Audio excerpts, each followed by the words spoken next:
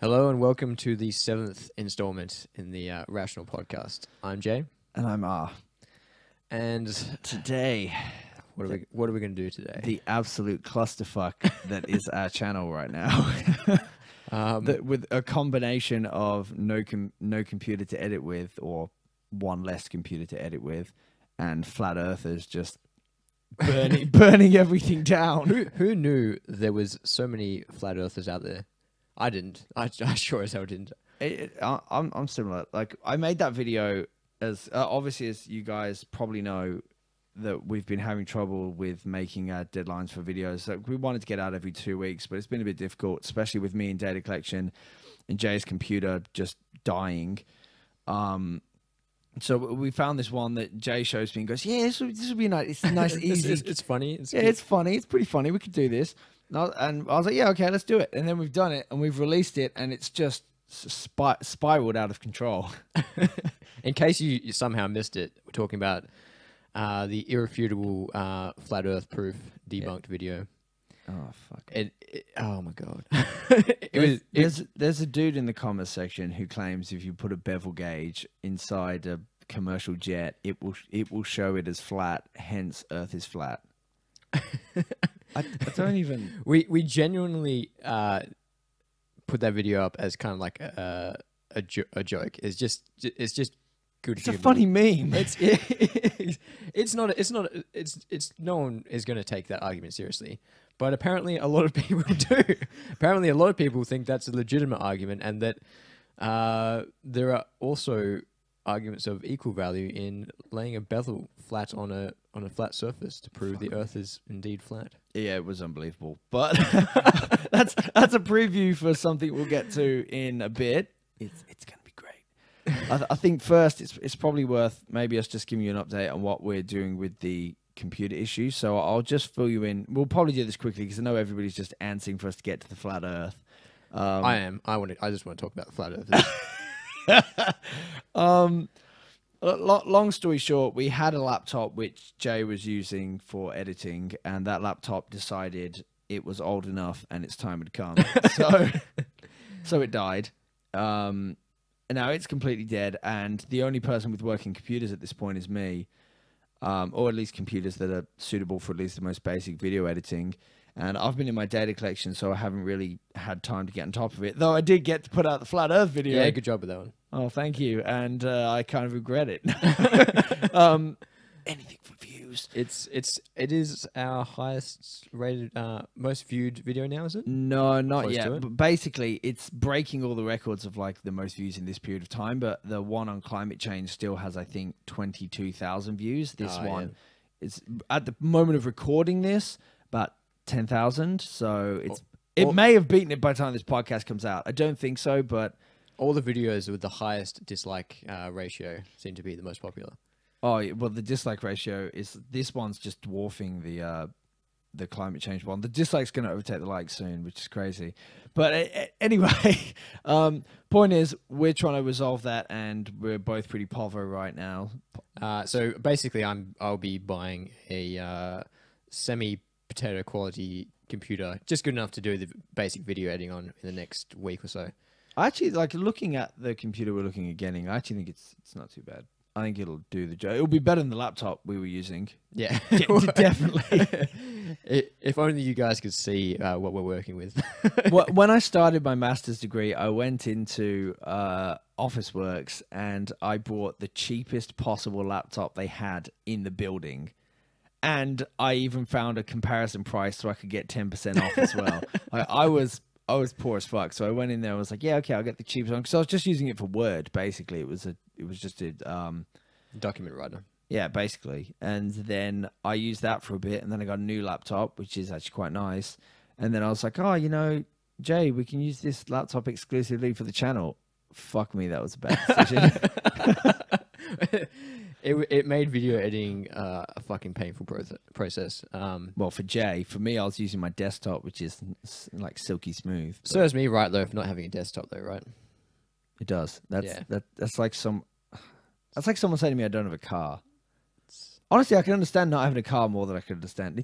You know, I think it's the UN. One of these has access to the internet as a basic human right now. And you're like, your access to the internet, I guess, is your phone. So you do have access to the internet. Well, you don't qualify as poverty, but I do have a laptop which is, well, it was working at the time, but definitely wasn't suitable for video editing. And I've got, you know, a crappy tablet that I use, which also not suitable for video editing. Just basically just lacking in processing power in terms of quite like the flat earthers that are commenting.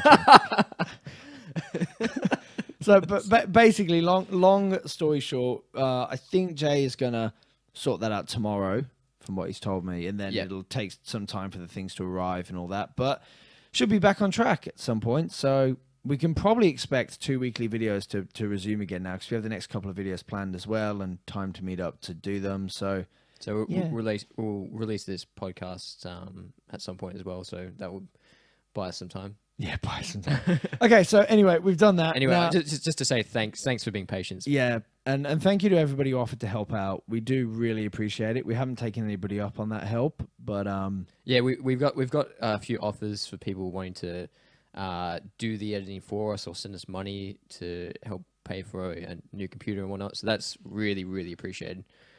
Even though we didn't accept it. well, we didn't. I did. I accepted all the money and started a Swiss bank account. I'm now rich enough. I'm now rich enough to retire from my science job.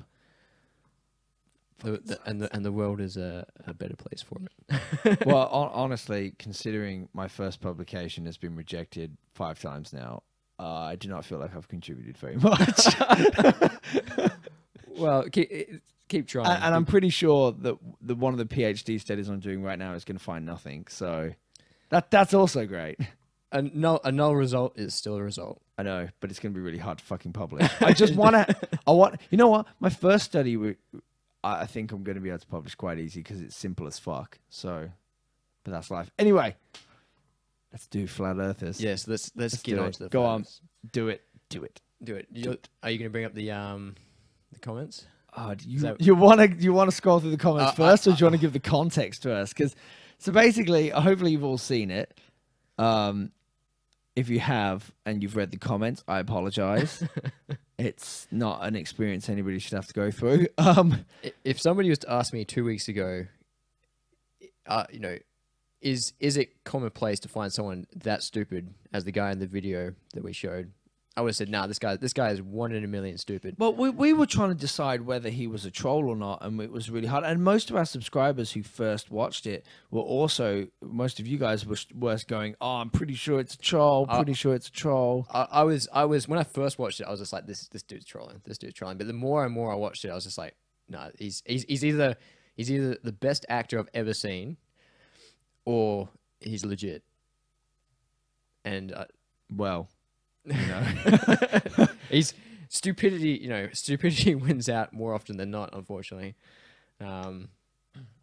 Fuck yeah. So basically, I'm actually cringing at the thought. So we released this video. Well, it's funny because this is actually in hindsight, I wouldn't have made the video this way, but I wasn't. So the answer to almost every one of his questions was how gravity functions. Yeah. But then I wasn't aware that. Basically, flat earthers just deny gravity flat out, which honestly, it's funny because I thought it's important to know your audience, I guess. Yeah. And it's a good demonstration of how knowing your audience and what not being properly prepared can result in, because gravity is a perfectly acceptable response. The issue being if you accept gravity, if you accept gravity. I just wasn't aware that people weren't accepting gravity, so I don't even. Where do you go from there? Well, it's when people are going, gravity is just a theory, and that just shows it shows me a lot of things. But firstly, it shows that they don't know what the word theory means. They think of theory as the colloquial word theory. So say you were talking to a friend, you're like, oh, I've got this theory that this, but you're basically saying, I've got this guess.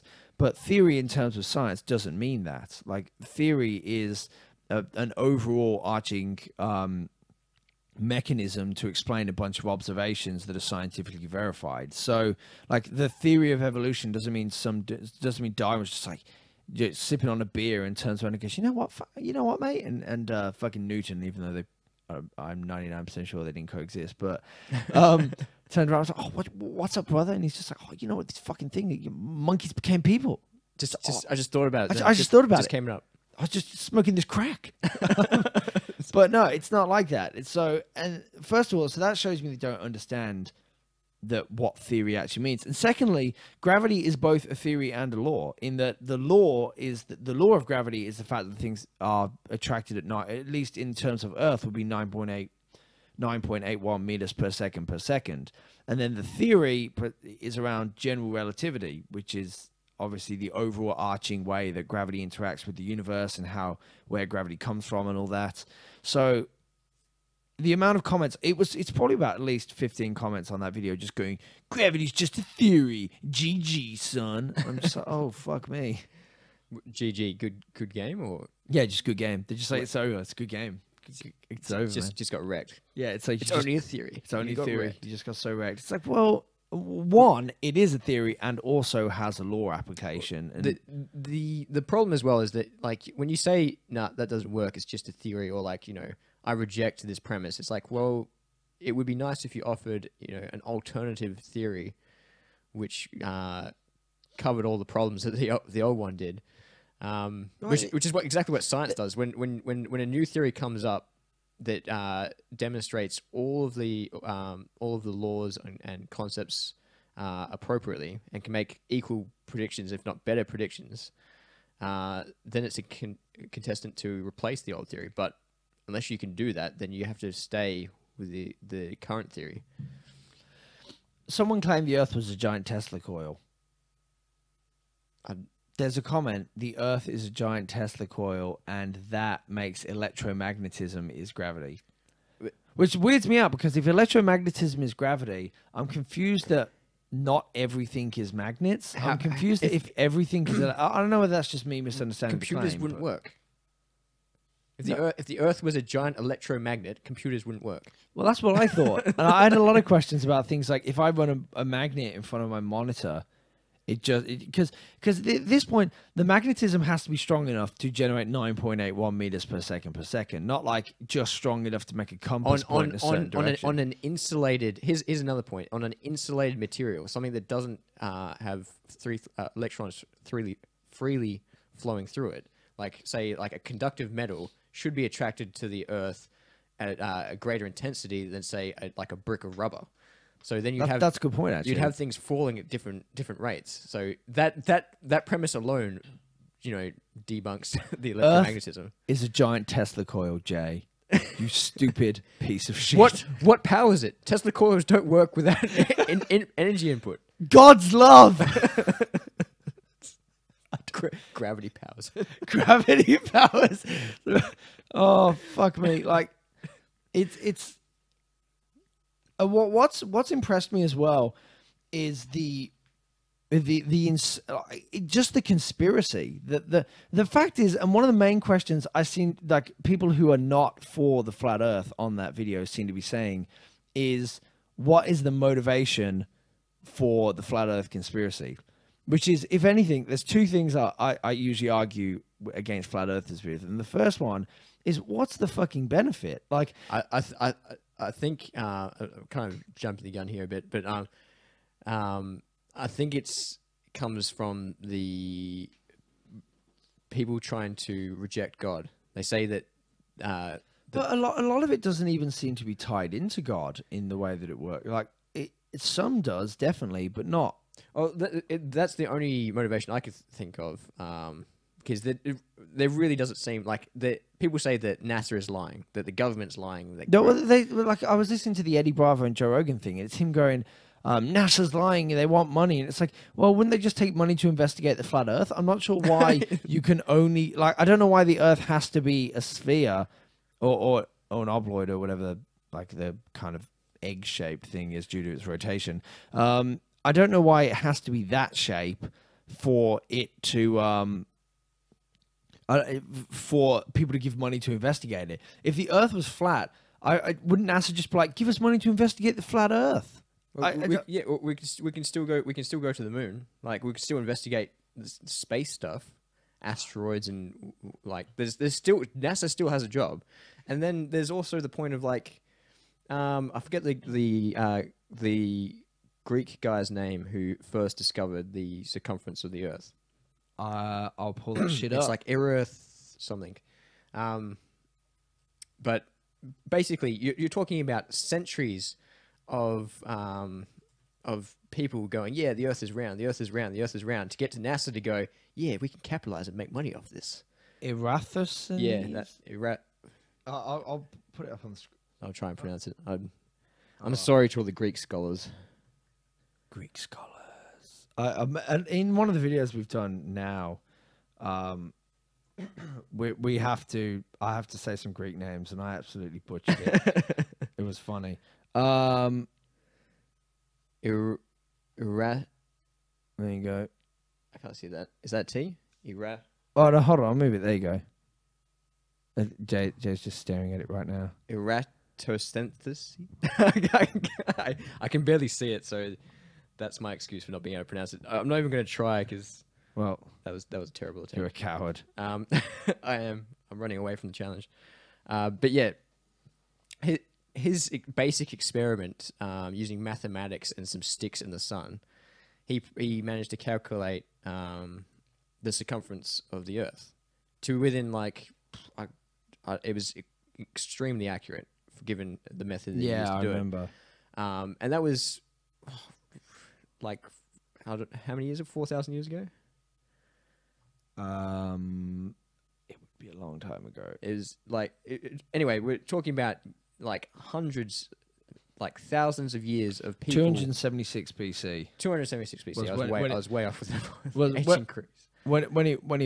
When he was born, it seems. I don't know. I've just found this name as the first person when I searched Greek guy who discovered Earth circumference. Excellent. So maybe not. I'm not quite Jamie on Joe Rogan. I can't pull it up with that speed and quality. But it says he died in 194 BC. So we can assume it was somewhere between then. So it's almost 2,000 years.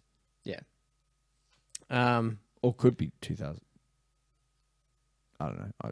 Anyway, yeah, it's like you're talking about a lot of people coming up with this theory for then NASA to come along and go, yeah, we're going to capitalize on this and try and make money off it, purely based off the fact that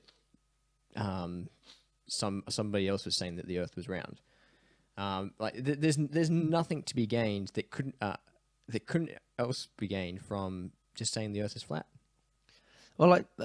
Not that I can see. I haven't heard because it's basically just they want money, which I don't see why making the Earth like being round is. I don't see why that's a money gainer for them. Well, and then I heard Eddie because I don't know what everybody's listening to the Eddie Bravo and Joe Rogan thing, and eventually he kept asking Eddie Bravo, and then he turned around and said, because it's easier to control people on a ball. Which made no fucking sense. And like they kept asking him, "What do you mean by that?" He's just like, because then there's nowhere to go if you're stuck on a ball. And it's like, well, no, because my question to that would be on the flat Earth, there's somewhere to go, and it's falling off the fucking edge. Like that's not freedom. The potential to jump off the edge of the Earth. Look, Eddie Bravo has wicked jiu-jitsu, but his critical thinking is shit.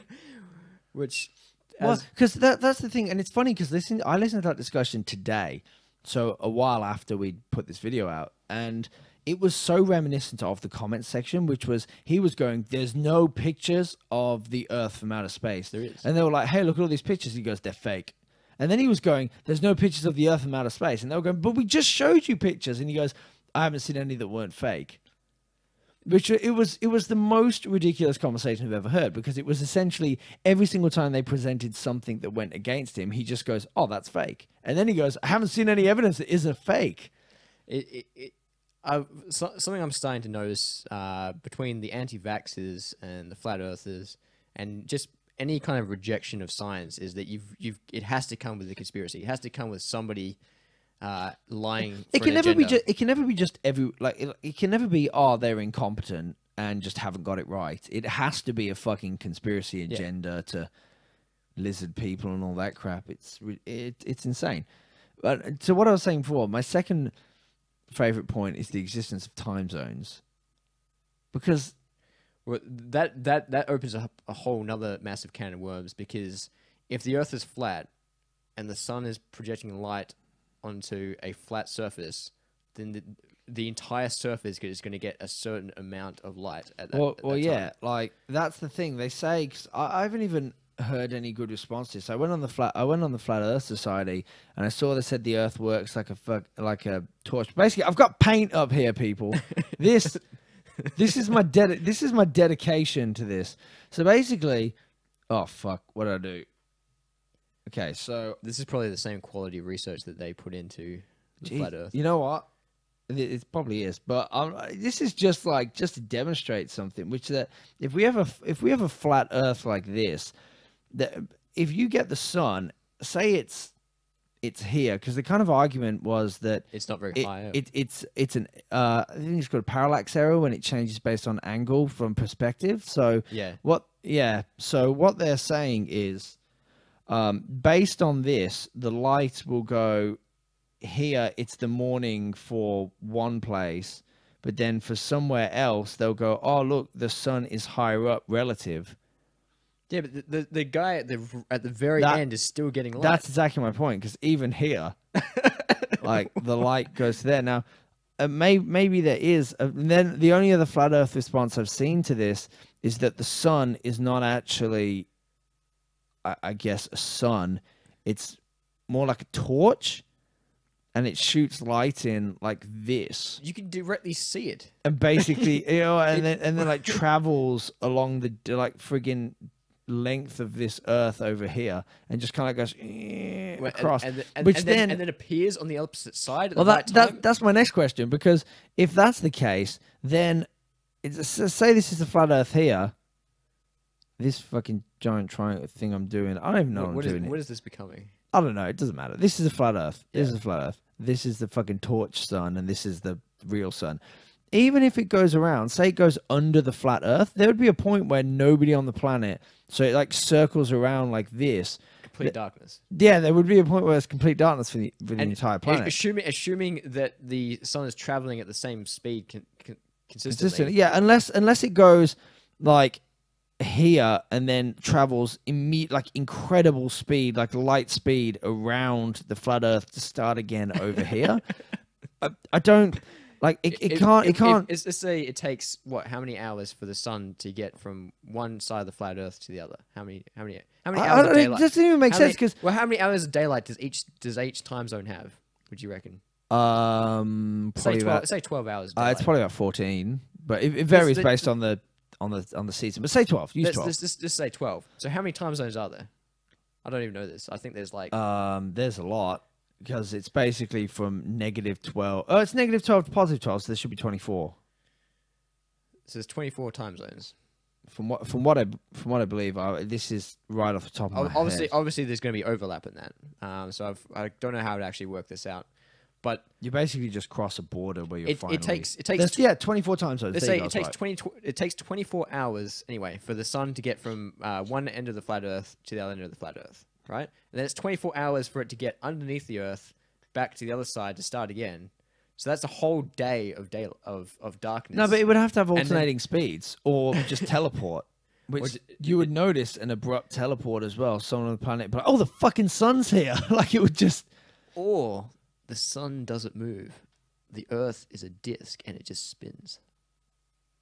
But even if it's a disc and it spins, you still went into let me get my pointer back on here. You still went into this issue we're having with the friggin' sun always having an angle out. If this whole thing is rotating, no. If it's the torch sun. Oh, so now if it's the torch sun, and it basically covers like half of the planet, and the disc is just like going like a fucking record, like going under the needle, exactly. And the needle is the fucking torch sun. Yeah. But the only refute I can think of to that, not the only refute, but there's a lot. The fact that you look at the fucking sun and it's a giant circle. The easiest refute to that is that the stars move. Yeah, but the stars aren't connected to the sun. I guess would be the response to that. Would be the sun is a torch and the stars are not torches. Well, no, mind you, the stars move in such a way that it would be representative of if you were on a disc spinning, I guess, depending on how you conceptualize. But then the even stars even and the things flat like Earth. if you look at the moon on the northern hemisphere and the southern hemisphere, you get a completely inverted look of the moon. Well, Depending on which hemisphere you're on, like the moon here in Australia appears literally upside down compared to how it appears in the United Kingdom. Well, this is funny because this brings up a comment that was in in the comment section, which I could only imagine this guy has never spoken to someone outside of his small town, because he said if the Earth was a sphere, then we would see different constellations on the southern hemisphere, and I was just like, I live in Australia. The Southern Cross can only be seen from the southern hemisphere. That's why it's called the Southern Cross. Yeah. It's just like that's it. Every like douchebag in Australia has the Southern Cross tattooed on their body somewhere. Yeah. Because it's like our thing. Because But you don't, for some reason, you don't see it in the northern hemisphere. yeah, it's funny that. And that's the thing as well, is the sheer amount of comments that were just so. It seems there's no, it's funny because I was showing one of my colleagues at the university the comment section. I was just like, because he knows I run the channel, and I was like, look, just fucking read this shit. And he's looking at it and he goes, they're trolls. I was like, they're not all trolls. And basically we were having this point where he's like, well, what percentage do you think are trolls? So I'm looking at the comments and I go, okay, well, that guy's saying if you put a bevel gauge on a plane and it says it's flat, it proves the Earth is flat. Okay, that guy is so stupid, I'm going to assign it to the troll folder. But I don't. The fact that it's still going. Well, here's the problem as well. That And I can't find any evidence online of a coordinated troll pattern from these people. Like, I've gone on forums and things. There never seems to be anybody going, okay, cool. I know none of us believe this shit, but we got to keep this troll going. We're doing a really good job. here's the thing as well. Eddie Bravo wasn't trolling, was he? Well, maybe he was. Maybe this is the best ultimate troll. The best troll ever played, or there's some really, really stupid people out there. Because like my question as well is like, if you were trolling, would you still downvote the video? Well, it's that because no one's going to see that you downvoted it as well. It's true. I don't think it's all trolls. So that then just leaves me with a. There's a lot of stupid people out there. Well, yeah. Because let's bring up the comments because it's so good. It's like I genuinely didn't think there were that many stupid people out there, and I don't mean just like, oh, he voted for Trump, kind of stupid. Like I mean, like genuinely, how the hell do you make it out of bed and into your car, and like get food into your mouth without dying? That kind of fucking stupid. But before I pull this up, though, there is one thing I do want to point out, which is that there is, like, I've gone over some of these comments, and there are a few off the top of my head I haven't been able to address. But then I've looked it up and found solutions for it. So if we start scrolling through the comments right now, there's a high possibility we might find one that we might not have the correct answer for. But that doesn't prove, first of all, that the flat Earth is real. It proves that we probably shouldn't do responses to comments off the cuff and actually look things up first. All of that's moot anyway, because we're going to be doing a response video now. Since this had so much popularity, we're going to be doing a top 10 arguments for flat earthers. So if we miss something in here, it definitely will get addressed in the top 10 arguments. I'm just scrolling through these now to see if I can find any good examples. Because this is the point, though. Like, this fucking guy, right? He puts a comment that's completely innocuous and just supposed to be funny. Like, he writes, so clip on your sunglasses. Here's your shout out. You're a great guy. Can your God calculate the surface area of a sphere? I think not. Join the Church of Mathematism today. Yeah. I thought it was funny. Yeah. Math, the one true God. Yeah, I thought it's a good, funny comment. And then people just like fucking jump in and start. It's like, he's not even making a claim at this point. He's just making a joke about the God of mathematism. And people just freaking, I can't. Well, I haven't read these comments. What are they saying? I don't know. Do you want me? You want to sit here and fucking read? Okay. Just an example. Like what? Okay. Where you sow curvature with your own eyes. Okay, great. What? And did you prove to yourself how rockets can work in a vacuum, how propulsion works in a vacuum? Experiment and don't type here an entire book and look what vacuum did to a astronaut. They did that one right. And by that equation of the Earth curvature, I saw to a friend that a teacher in Graz is Australia, and has 3 universities in math. So he owns 3 math universities. He claimed it's all correct. Like that you measure a ball no matter the size. You channel it's based on opinions of others. You try to look smart. That's one. That is possibly the worst English I've ever read. That's the vast majority of them. But his grammar isn't necessarily the most important thing. Like, well, so it is when you're trying to get the concept across. And yeah, because obviously, a lot of these comments I'm probably going to misunderstand purely because the writing is so fractured that I can't get that point across. But the point is, how do you show curvature with your own eyes? Well, fuck me. This interesting question. Actually, this is probably one that's going to be good for the which I don't want to for the top 10 undo that entire video now, like give everything away. But we haven't looked it up as much as we'd like to, so we can do a couple of off the top of our heads, I guess. To identify curvature, you need 3-dimensional vision, which we have, but you can't get if you can't identify curvature on a horizontal plane, if that makes sense. So if I get a cylinder and I hold it up to look at directly in front of my eyes, it will look like a rectangle from a perfectly perpendicular angle, right? Right. That's the common illusion, right? So it looks like a rectangle. I don't have, unless I had another eye that had a better angle of it from the top, I wouldn't be able to tell that it was a cylinder. So how do you you can't actually see curvature with your eyes alone, in that sense. So it's all based on visual perspective. Then there's like things you can do, like for example, when you see something sailing out to sea, it disappears from the bottom first, rather than all at once, just fading away as though it's getting out your field of view. That's there's a couple of things. There's the thing you can do with 2 sticks, whereas the sun moves around, the angles change on the 2 sticks independently from the other. There's a couple.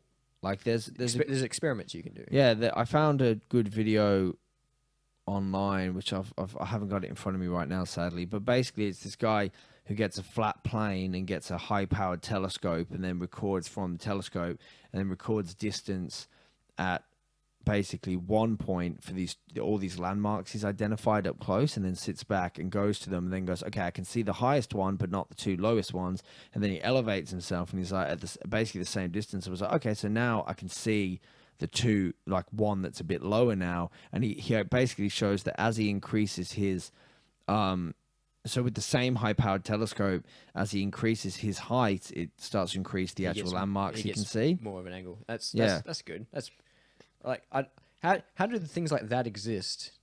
Was this a video?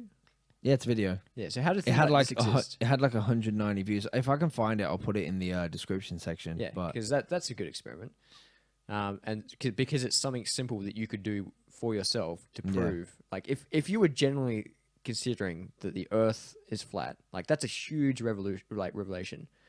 Like that's a big thing. For someone just to go, yeah, they got it wrong, I got it right, Earth is flat, without doing any kind of testing, is pretty fucking stupid. Like, the experiments like that are the first thing I do if I questioned whether the Earth was round. Yeah, and to go to the rest of this comment, the equation of Earth curvature, I saw that a teacher friend in Graz.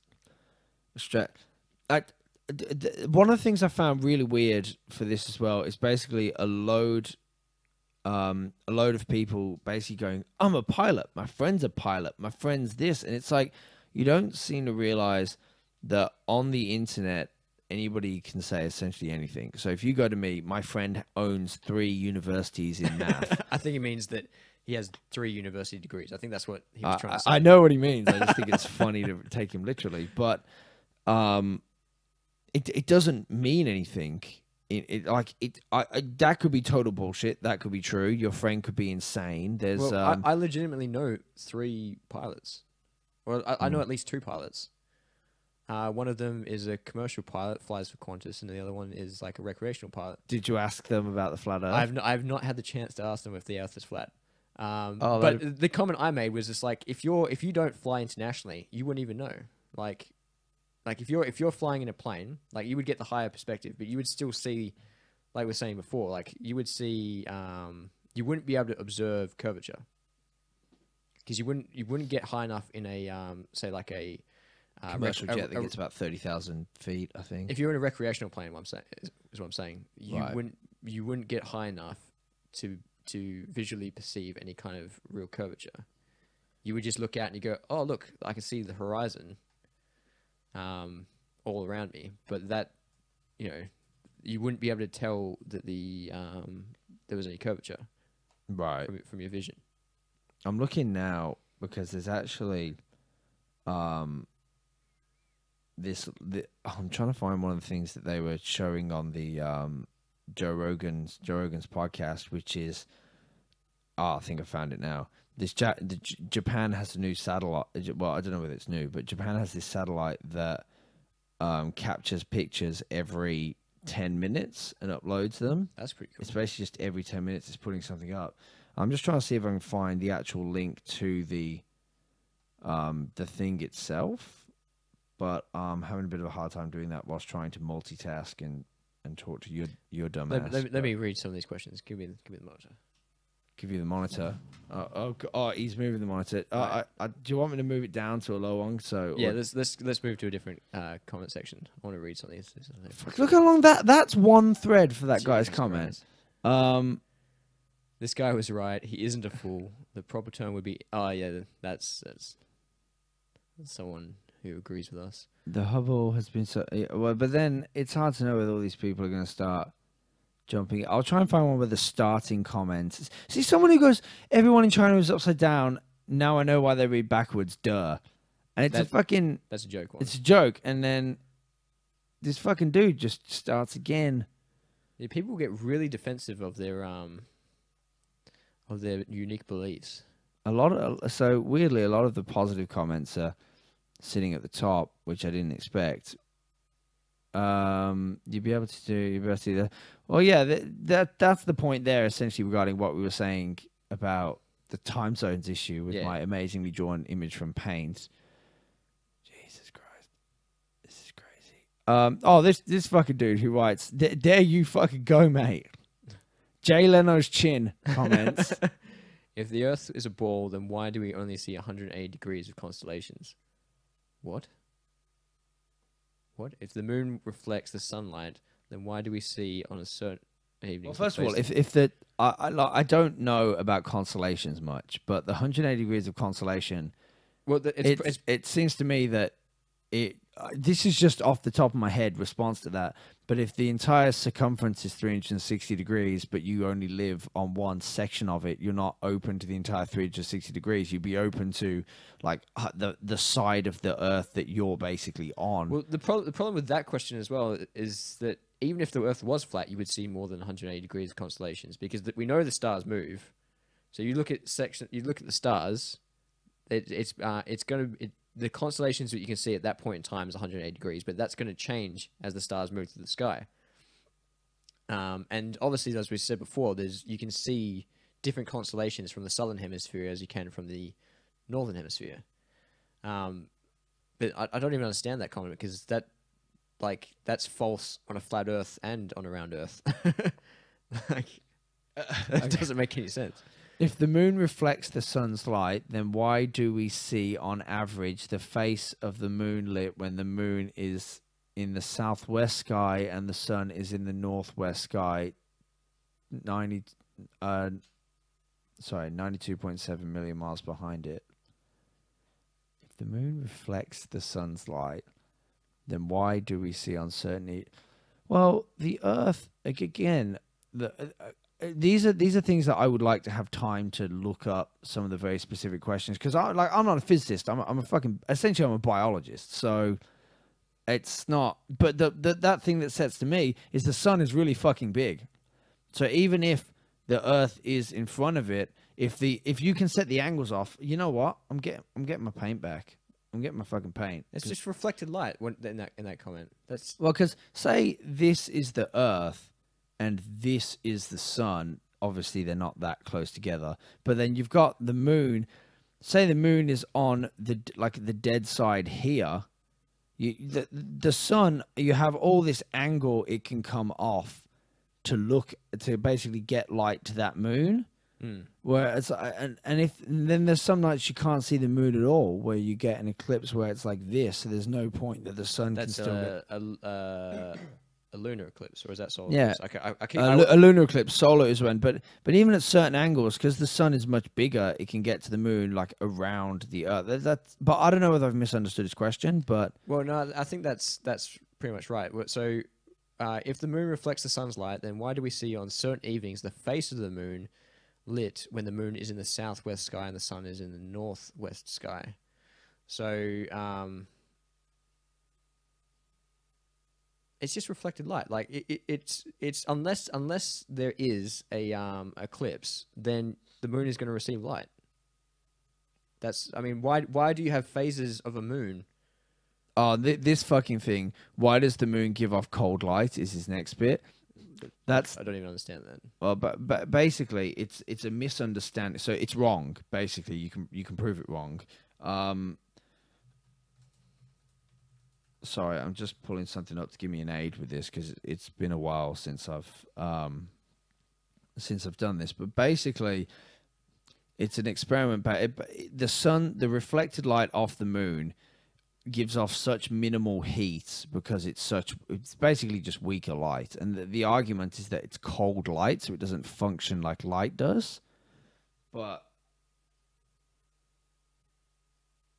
you need to protect my dead air whilst I read things. I'm Jay. sorry, I'm reading these and just in my head I'm trying to comprehend what the fuck's going on. This one that pisses me off a lot with the digital images. Why are all NASA's photos admittedly computer generated images? This is fucking stupid because there's two reasons why that is. I've watched the interview with the guy where they claim that is, and it's basically a dude who goes, we have like 12 satellites and they send us, he goes like 1.7 terabytes of data per day or per hour or something. He goes, and what I do is we use software to compose those into larger images.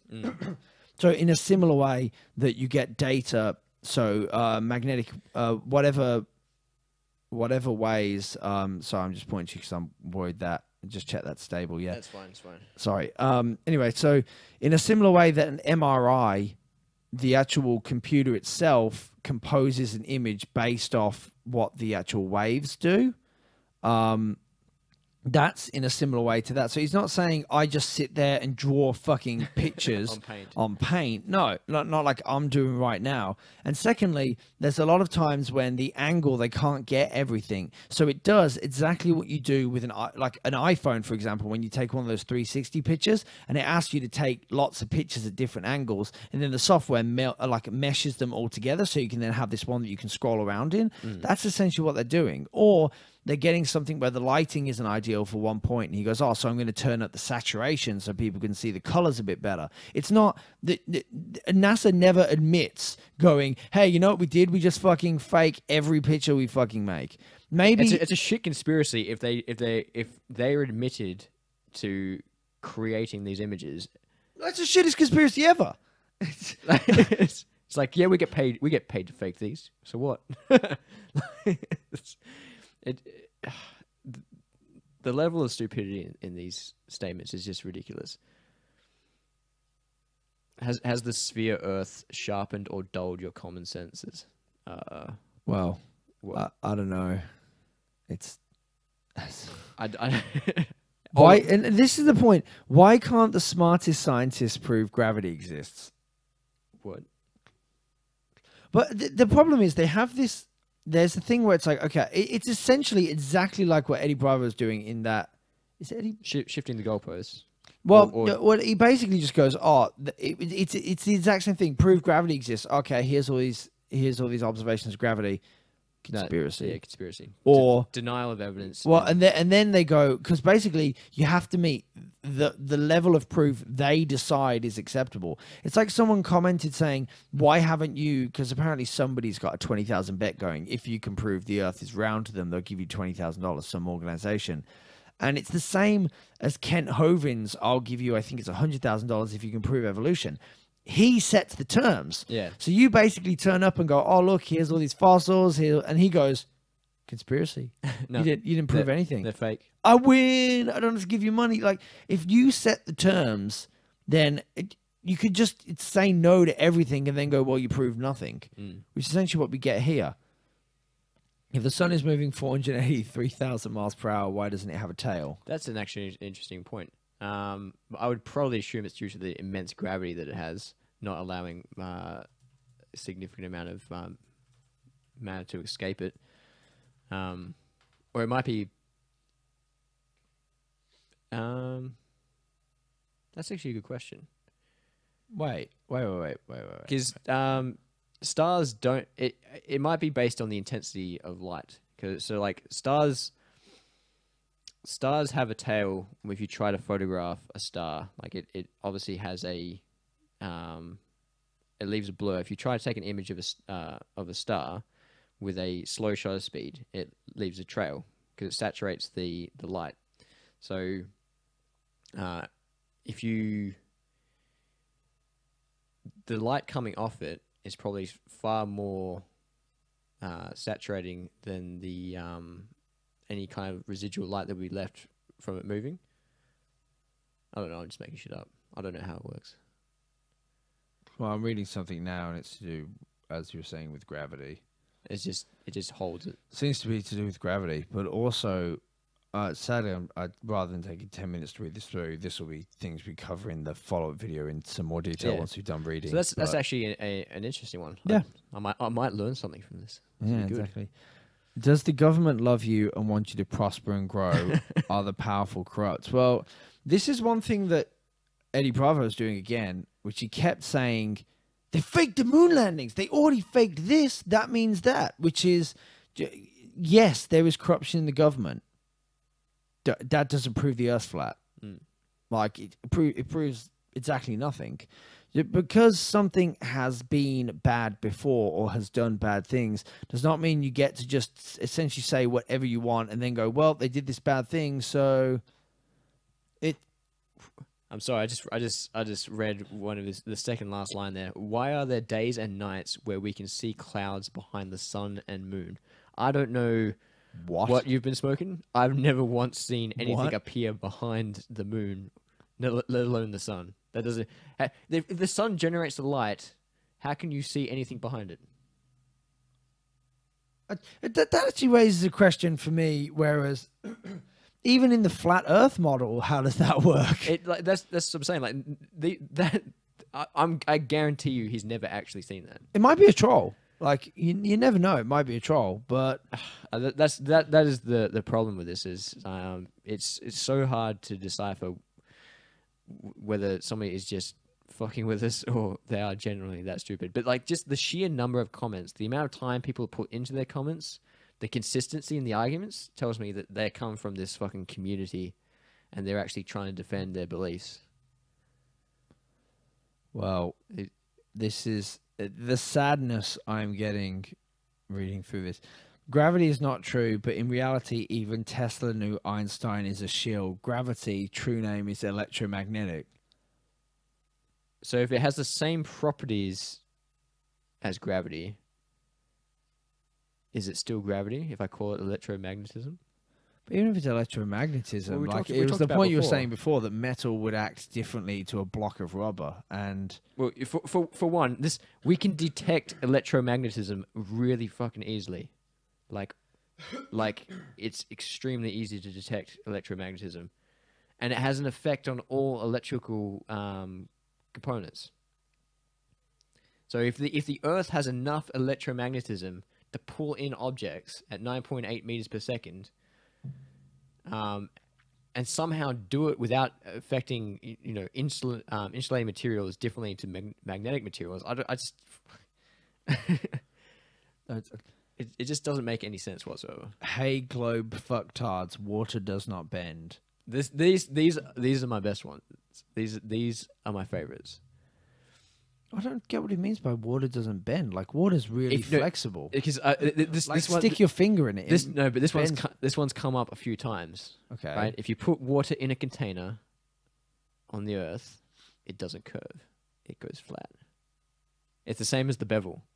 It's exactly the same. So as it's the bevel. basically, if I put a bevel gauge on the surface of the Earth, it proves the Earth is flat. Essentially, that's the argument. I think some people. Someone said if you put water in a container and do it, it doesn't curve.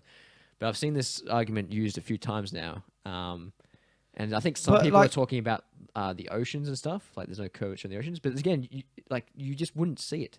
You don't have enough visual range to see it. Well, that's the point I was just about to make in that, especially with like I put it in a container. If I draw a straight, I don't have the potential to do this, I don't think, using the quality software that is Paint. But on a touchpad as well. Well, yeah, I'm doing it on a touchpad because I'm that gangster. If I make it completely straight, I wonder if I can add a small curve into it at the... Oh, I can. If I put the curve up, so that's completely flat. If you put the curve up like the tiniest bit, it doesn't work here because of pixels. But basically what I'm saying is, when the angle becomes so small that you only see the tiniest thing, over small distances, you won't notice the difference. Like there, the distance between that end point and the pixel, the bit in the center, it's extremely small. And over a small scale, you won't notice it. But when over 1,000 miles, it builds up to something. If it's 1 pixel difference over, because you're going to get some fucking bowl that's like 15 centimeters in diameter, fill it with water and go, why can't I see the curvature of the Earth on this? Well, the Earth is, the circumference is 40,000 fucking kilometers. So even that angle, it's not going to like fucking do an upside down U like in your fucking bowl. Like that's all that I see from that. I genuinely never thought there would be this. Water does not bend. The ball spherical Earth is a lie. The Earth is flat. This fucking idiot Toff cannot produce a picture of the whole Earth from space. Well, you can't picture. Well, first of all, I'm fairly sure you can. Secondly, say we're using things like the International Space Station or something like that and taking a photo. The Earth is pretty fucking big. Yeah. So when you take a photo, you're not going to get the entire Earth. What you do is you take multiple photos of it over, say, a 24-hour period, and then you can do it for that. I think is that the one I responded to? Just click the read more. It's not letting. Click on my comment. Oh, this click one. Read more. Yeah, it's the one you responded to. Yeah. So I just pulled up the first image I could find, which is it's of exactly as you would expect to see the Earth from I can't remember what satellite it is. Oh fuck, the one they talk about on the Cosmos with Neil deGrasse Tyson, where they sent it out with no intention of it coming back, and it just basically kept it took 3 images, right, at different distances, and you've got the moon and you've got the Earth, but you can only see half of the Earth because the other half is in darkness. Right. But like, here's the problem. Like this is a question that like I think is just I don't know why nobody asked this as a flat earther. Is you go, oh, why don't we have pictures of a round Earth? Why don't we have pictures of a flat Earth? We have pictures of a round Earth, and you say they're all fake. Why don't we have a single one of a flat Earth? Could you not get an independent person to try and get some sort of image of the Earth on a larger scale? To take a picture of the edge, because if the Earth is flat, there has to be an edge. So I'm not expecting someone to own their own fucking rocket and launch a camera out into fucking space to get a full image. Can you just locate the edge of the Earth as well? Yeah, that's it. I'm just not even. By the way, get close to it. Just take a picture. You know how you said there's no pictures of the flat Earth? There is, buddy. That's true. That's clearly not faked. I don't think it's that's far more reasonable than the NASA images. Oh, also that picture raised an interesting question, which is, where's all the water coming from? Because I'm assuming like if the Earth has edges, the water is going to fall off the edges unless we're in like a giant bowl. Because like wouldn't all the water just because osmosis, water's going to move from concentration from high concentrations to low concentrations. So for example, when you pour water on a desk, it doesn't all just pile up into a tower. It spreads out from high concentration to low concentration. So osmosis would work on a global scale, which that then would just spread out over the flat Earth. Like if you just poured water on on like a fucking pizza cooking stone, and all the water would basically just fly off the edges. So I've heard that there's a giant ice wall at the edge, like on Game of Thrones. Then that would kind of keep it in, I guess, but I don't know. Well, you've got to ask, where's Antarctica? It's the ice wall. Yeah, that's an argument I've heard. But then you've got to have ice around the entire circumference of the flat Earth, which, like, you can travel and determine that for yourself. Like a ship, you can map that out. Why can't we map out the edges of the flat Earth? The ice wall. Yeah, but that's what I'm saying. I'm saying the White Walkers are there. If we send someone, they'll kill them. But this is what I'm saying. Like if the ice wall was there, let's say you hit Antarctica and you like, and for some reason you couldn't walk across it, you just want to map it out. You would easily figure out, hang on, this only turns in one direction, right? Like right. If I'm following this around, it only goes left. At some at some point, I should be able to see, if it curves around on the edge of a disc, and I'm on the inside of the disc, I should be able to see where I was at the start of my travels, right, and never disappear behind the wall of ice. Right. If that makes any sense? Yeah, it does. Yeah, but clearly that doesn't happen. Like it's just basics. Like you set your starting point and you go, look, that's where we started. I travel around the outside, and now I can't see where we started, because if we're doing it, if we're living in reality, I've got a large landmass of ice between me and where I started. But if it was the other way around, you would be able to see where you started, no matter how far around you went. Now, if I look at the next comment, it's probably my favorite one, which is, dude, gravity is a lie. The Earth is moving upward. The flat Earth is just moving upwards at 9.8 meters per second. So, and calls us morons. Now, the first point to note is gravity is not 9.8 meters per second. It is 9.8 meters per second. So it's an accelerating force. So the flat, it's not just constant. If you jump off the Empire State Building, you will not start at maximal velocity. You'll hit the ground at maximal velocity. Well, not maximal velocity, but the maximal velocity you'll reach over that trip. Now, the thing is, like, if you will not gain any more momentum. So 9.8 meters per second, you would be traveling at 9.8 meters per second the entire you wouldn't accelerate. No one would accelerate when they fall, which is not the case. So your momentum would be 9.8 meters times your mass. Yeah. Now, so which wouldn't be enough to kill you. Yeah. Now the point is, it's accelerating. Which the point I responded to, which is, it would reach light speed. Like if the flat Earth was accelerating upwards at that speed, it would reach light speed pretty fucking quickly. Like I remember working it out, and I think it was about 350 days or something. It was around a year. It was around a year for the Earth to reach light speed, and for us all to die. Like, time would just stop. Relativity. Well, yeah, exactly. Time would slow down. But since it's relative, maybe we are traveling at light speed, and we just don't perceive it. God damn, it's game over. But the like if it was traveling at a constant speed, this is my favorite one. If it was traveling at a constant 9.8 meters per second, it wasn't accelerating. That means if it's moving, and then you jump, you're now traveling faster than 9.8 meters per second, and you will never reach the Earth ever again. Because the Earth is only traveling at 9.8 meters per second, and you're traveling at 9.8 meters per second plus whatever momentum you gave yourself. So all you'd have to do is... It's like in Futurama, when they're riding the spaceship and they're going near light speed, and then they fire the torpedo and it's got Bender in it. Yeah. It's like, quick, catch him. It's like, we're going maximal speed at the start, and now he's going faster than that. That's a good point, actually. I didn't even... So it would have to be accelerating. Oh, my God. Some people will be nice just in saying, welcome back. I'm no genius, but you said the plane would have to break gravity to follow the curve. Didn't it use lift to break gravity? Isn't that what causes planes to fly?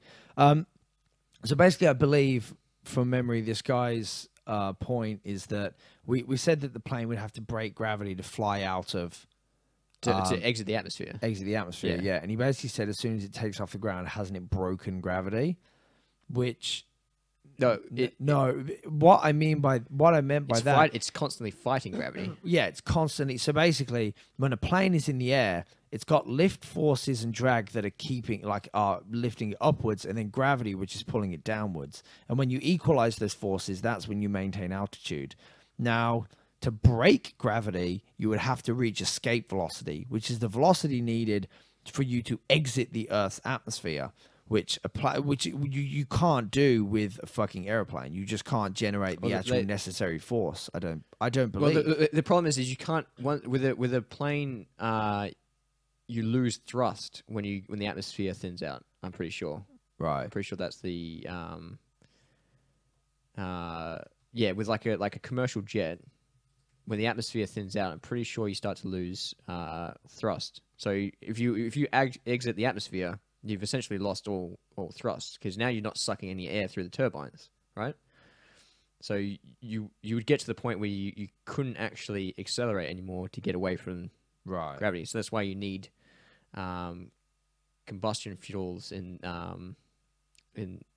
massive payloads of fuel for these rockets to get to escape velocity and launch themselves out of the atmosphere. I've also looked up then why propulsion works in space. And again, it's one of Newton's laws. For every action, you need a propellant. You need a propellant. So for every action, there's an equal and opposing reaction. And what happens is the propulsion fires out into space. Yeah. And the force it goes back is then exerted back on the ship, which moves it through. It doesn't actually have to interact on something like the atmosphere. Yeah. In terms of a rocket, at least. But if you're if you're a propeller. If you're using propellers, which is essentially... Well, if you're using a turbine, because a turbine doesn't have any propellants. Yeah, exactly. It uses air. Yeah, it uses air, so obviously a plane can't do that. But that's why you have to use rockets. Yeah. But yeah, so basically it exerts force against itself, essentially. This guy proves that... No, see, it's nice to... all the nice comments at the top. And I think we're suddenly... going to hit. Okay, so there's a Google slap. A lot of it was people asking me to Google just some of the most obscure fucking shit out there. I'd look some of it up as well. Can you reply to an Alex Jones? Oh no, sorry, that's someone asking we do an Alex Jones video, which given his court case right now, it would probably be a fruitful time to do it, but I don't really want to. Are you familiar with Alex Jones' court case? No. Basically, his wife is suing for custody of his children. I believe, now I may be misrepresenting this, but from what I'm aware, his wife is suing for custody of his children and saying he's insane, so he's not a stable father. And his lawyer's defense, so in court, the defense basically is he's playing a character and it's not actually true. And then he's going outside of court and be like, I'm not playing a character. It's real. And like, obviously, he's not helping his own fucking case. But, yeah, so his legal defense seems to be... So he's either going to shoot himself in the foot for the court case or just dismantle his own... custody of his children. Or his show. Oh, yeah, yeah, basically. This guy, this was a good one. So, the old man talking about gravity. Bro, you don't even know what you're talking about, lol. If there's gravity from Earth... This is the one! If their gravity from the Earth, then shouldn't we by now that Earth should pull the moon into Earth, because Earth mass is bigger than the moon mass, the sun bigger than Earth mass. Why not pull these so-called planets near to itself or collide into each other because of their gravitational pull? Oh, wait, it's gravity that keeps these planets in place, is what you will say, Lamau, or laughing my ass off. It is the definition of gravity, the force that attracts a body towards the center of the Earth or towards any other physical body of mass. But here is also another definition of gravity. For most purposes, Newton's law applies with minor modifications to the general theory of relativity into account. Lamau, so just a theory. Again, that point I made before about not understanding what the word theory is. Remember, it has to take general theory of relativity, sees it says right there, a general theory. I get laugh my ass off. Again, doesn't understand what theory means. But my favorite bit about that is that the dude thinks that basically the moon should just now immediately just crash into the fucking Earth, which it's funny because eventually it will. I think we're actually losing the moon. Well, to the sun, but I mean, like, I'm not sure. I can't remember. I think we're like, are we moving closer to or further away from? So these are the things we're going to learn. Well, like like eventually, you know, it seems everything will be pulled into the sun. If getting further away from the Earth. From the Earth. Yes. So it'll be probably smashed up by the sun or collide with another planet. Probably hit the sun. But so 3.78 centimeters per year it's moving away, about the same rate that fingernails grow. That's actually pretty quick. Well, relative to its mass, I guess it's not. Well, but relative to the fucking size and distance of space. But that's interesting. That's something I want to know as well. Actually, is how long would it take for the sun to funnel the solar system into itself? Would it burn out first?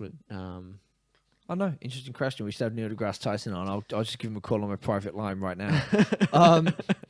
But the point that I make to that anyway is that first, it's worth noting that the distance between these bodies weakens the force. So obviously, if I jump right now, I'll get pulled straight back to Earth almost immediately after. And that's because the gravitational force is quite strong because I'm sitting on the surface of the Earth.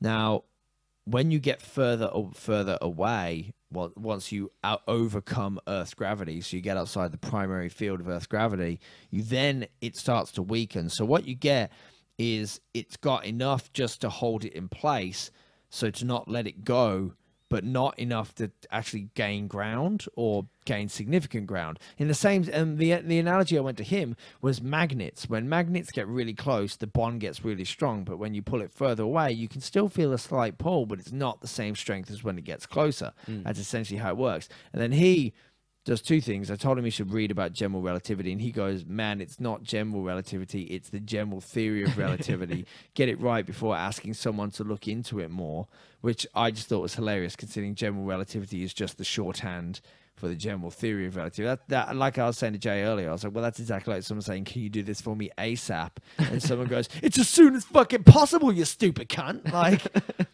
And then secondly, he says, he then goes, I know how magnets work, and starts ragging on to me about that. I'm not saying you don't understand magnets, but I'm going to guess you probably don't. But even assuming you won't, you know what? For that analogy to work, I have to assume he understands magnets, because I need him to relate to my analogy that it's going to get weaker as distance increases. I'm going to stop you there. Like, when you reading through that comment, there's no reason that you should assume that he has the intelligence to understand magnets, to comprehend what you were trying to say.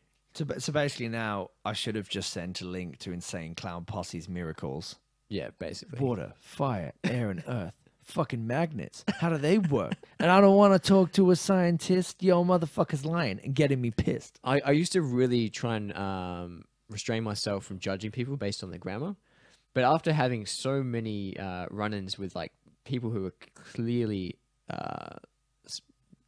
stupid, and almost all of them having really, really bad grammar. Either English is not their first language, and it's a problem with the education system in, you know, non-English speaking countries and things like that, or there's a strong correlation between a person's education and their ability to read and write and their intelligence.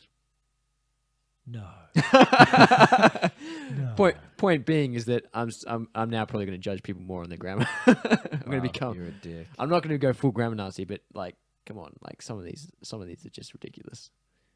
I'm trying to read now about whether the Earth is moving further away from the sun as well, because I'm actually not sure whether it's getting closer or further away. I thought it was getting slightly further away, but again, these are some of the things that, like, I obviously haven't done in my official education, so these will be things that I'll be looking up, which is great. It's great to do. But the thing is, I've done a lot of reading on things since the comment section turned into cancer, and every single time I've been like, whoa, I've learned something cool now. Earth isn't flat. It's so many. The vast majority of these comments seem to be like this here, which is these morons think gravity is real. Water doesn't curve when it settles. Always finds a flat level. Always. Your globe is debunked on that fact alone. Good luck taking that fact and dealing with what it means. Are you trolling? This is one of the first. This was like on the day it was released. This was one of the first things. I remember I was at work and you said have fun with the comments. And when I got home to have a look at the comments, I was just like, are we just being like steamrolled by trolls? Like, I genuinely did not know if this dude was trolling or not. And then what's the one underneath that? Water doesn't find its curve when it settles ever. Always finds its flat level. Always dewdrop. What? I don't know. Law? I don't know anymore. They understand each other.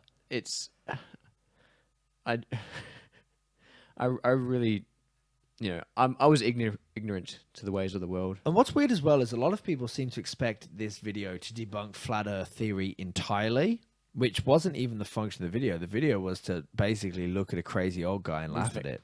To be fair, I feel bad, but we were essentially making fun of him.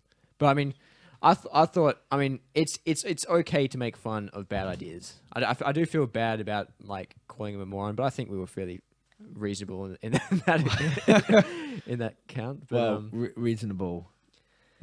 Like, I never want to make fun of people, but like, it's you can make fun of ideas. And people and when people are attached to those ideas, you can make fun. It's hard not to make fun of the people. Yeah, and the general point is as well is, people can't be so defensive that if you go into someone that has, say, one criticism of someone who says something stupid for flat Earth, and you're like, why have you debunked all of flat Earth?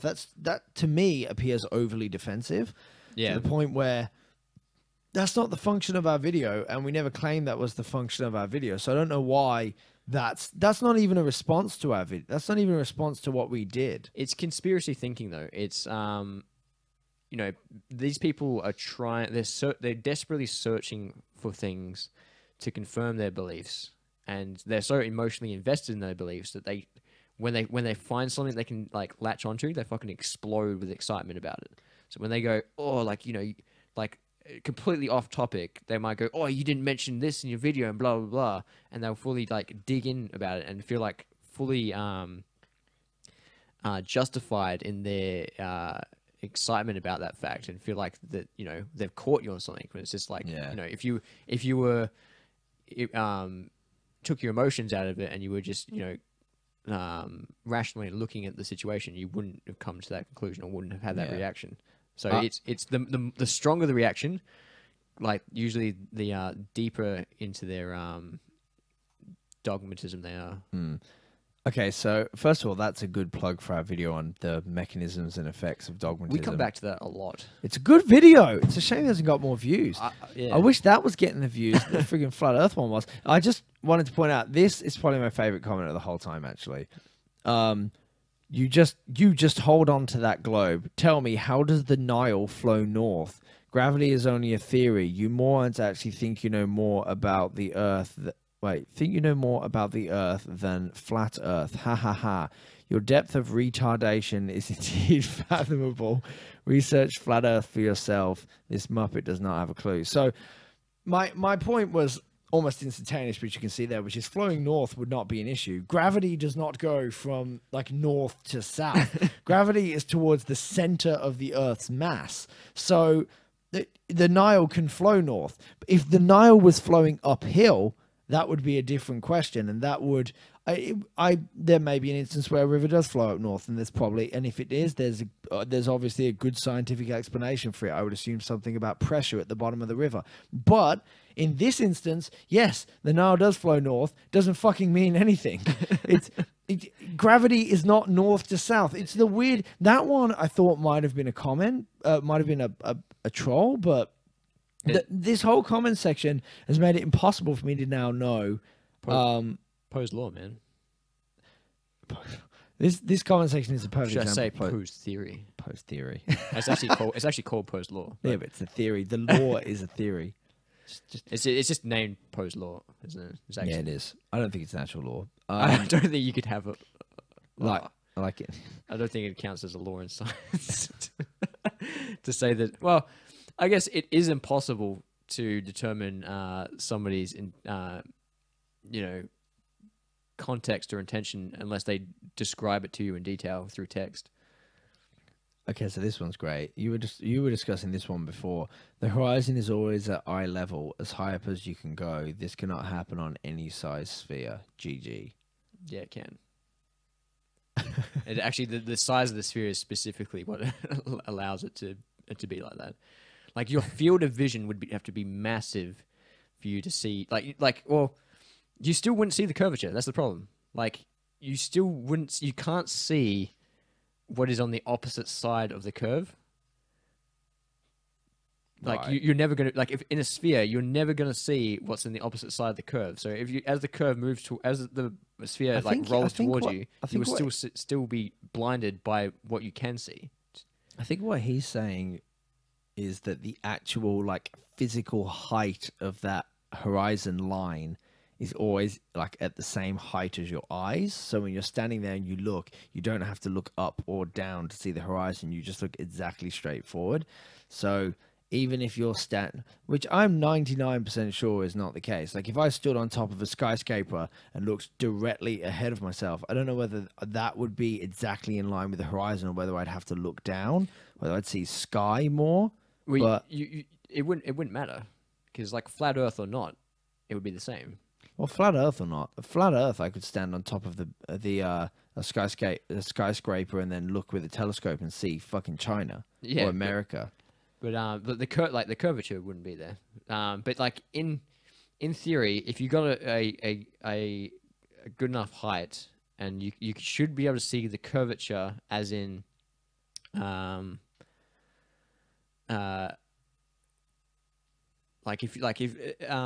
you would be able to see the curvature, but you would see the Earth as we do in photos taken from telescopes, as a circle, like a disc.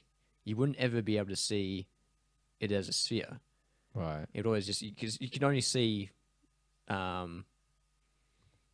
what's within your field of vision, so you won't be able to see the curvature beyond it. Like I was saying before, if you have a what do you call it, a cylinder, if you hold it up to your eye level, you would just see a rectangle. But if you bent it, you would then see the curvature of the bend. So when you look out far enough, when you get enough height, you can see the bend. So in theory, that's completely wrong, because you would be able to see the curvature, which we do see from photos and from extremely high altitude images. So Right. I suppose he would just reject all of those as well. It's fake. You're fake news. You're fake news, Hillary. It's funny actually, because I was reading a comment above that was like, you should debate that guy. I honestly, this thought scares me. Like, what would you do if you were in a room with all of the people who left these comments? I don't know. Like, I would be fearing for my life, because I generally don't know how they would react. Like, I wouldn't be able to reason. I don't think I'd be able to reason with them. I don't know if they would just beat me to death for saying the Earth is round. Well, considering there's hundreds of them as well, you wouldn't be able to take them all. If it was any single one of them, I'd be like, eh. But like my point is, it's like if you're in a room with a bunch of reasonable people and one flat earther, you'd be like, I'll talk to you. Like I'll have this in-depth discussion with you, no worries. I'm not worried about your dogmatic beliefs to any great degree. But if you've got like 50 of them and they're all egging each other going, yeah, he's right, like you can't see this and you don't have that and blah blah blah and blah blah blah, then it's just like, holy crap, how do I deal with so many retards at once? What I have this comment section has outlined perfectly is the old thing of you shouldn't play a game of chess with a chicken, because no matter what quality move you make, the chicken will just will just knock all of the pieces over, shit all over the board, and strut around as though it won. Yeah. Like, and that was perfectly evident. Again, we're seeing that a lot in the comment section, also a lot in that discussion between Joe Rogan and Eddie Bravo, was that every move he made, there was a response which was, it's fake, it's a conspiracy, which is like, there's no pictures. Okay, here's the pictures, they're fake. Yeah. And then just goes back, there's no pictures, but we showed you the pictures, they're fake. It's like, oh, what do you mean? And he's like, well, NASA's fake. He's like, these aren't from NASA, these are from Japan. It doesn't matter, it's all the same, all fake. It's like, it's circular reasoning. It's starting from the conclusion that it's wrong, and then every single thing that's introduced, you can just go, well, it doesn't meet the conclusion, so ergo it must be fake. Which is fucking crazy. I'm going to enjoy doing this top 10 arguments for flat earthers. Oh, the response will be great. Oh, it's going to be brilliant. I genuinely thought it was like a really obscure. Well, the fact that we've criticized Islam, we've criticized moon holograms, we've criticized vaccines, we've criticized feminism, and there's got to be some other things on that list, and we've never got a response like this. It's just the closest one we got was climate change. Yeah. And that's such a divided thing already. Like 50 people kind of fall 50-50. Well, I was aware that a lot of people didn't believe climate change, but I wasn't fucking aware that like the dislikes are gonna overtake the likes soon, and that's a huge presence on, I guess, because the internet can kind of make smaller groups appear larger if they're extremely vocal. Yeah. But my God, I don't even know what to say. My thinking is it must be, a relatively small community, but we've just hit the middle of it, and we're just getting a large portion of people responding to it. Because otherwise, there just has to be a lot of really stupid people out there, which isn't that much of a jump. It's not a stretch just for that to be true, but I mean, I generally I already had fairly low hopes for humanity. I'll be honest. I already thought the majority of people out there were pretty stupid, but this is like a whole new level. And as well, there's been a good number of comments as well, being like, "Why are you hiding behind avatars and not giving out your real name, cowards?" That kind of speaks to the mentality as well of what's happening, in the fact that, we need avenues to attack you personally. Like, I don't even see the relevance. Like, it doesn't. Yeah, I always find it strange when that comes up, because they're either attacking like your conviction to your beliefs, or just looking to attack your character. They're attacking your personal connection to the concept, when it should be completely irrelevant. It should purely just be the concept. That's it. Yeah, and I've been perfectly honest in whenever anybody has ever been like, "Why aren't you showing your face?" My response has always been the same, which is the honest response, which I found I don't really get a lot of hate for saying, which is, I work at a university, and based on a recent ranking of free speeches at universities, the one I work at was at the bottom. Really Wow. Close to the bottom. Wow. But in Australia, it's actually ranked, all of them were ranked quite badly. They were ranked in green, amber, and red as like an overall ranking, but they also got a number. And one university in all of Australia got green, like 3 got amber, and every other one got red, for firing people for having controversial opinions or something to that effect. Really? And my point is, if you look at the things on the channel, so I would happily make a video making fun of flat Earth with my own name and own face. I don't give. No one's going to care that I do that. But the criticisms I've had of feminism and religion, specifically Islam, they're the kind of things that could probably get me fired, which I want the freedom to be able to say. So, and it's funny because a lot of these people, my guess is they're not going to be pro-feminism or third-wave feminism, what it's become now. So that answer does seem to be satisfactory to a lot of them. But the fact that it has to be brought up in the first place is just really weird to me. Yeah. Well, so you reckon that they're probably more right-wing on average? Yeah, I think so. See, it seems to be the case. But again, it's really... I really want to have like a questionnaire. I know we were talking about this before we started the podcast, but like I want to make a poll of the flat earthers to find out like some common beliefs amongst them. Like my first one would be, do you believe in God? Which I assume would be a resounding yes from most of them. Yeah. It's funny because what it seems to be is if someone is a flat earther, then they're basically going to believe in every other conspiracy too.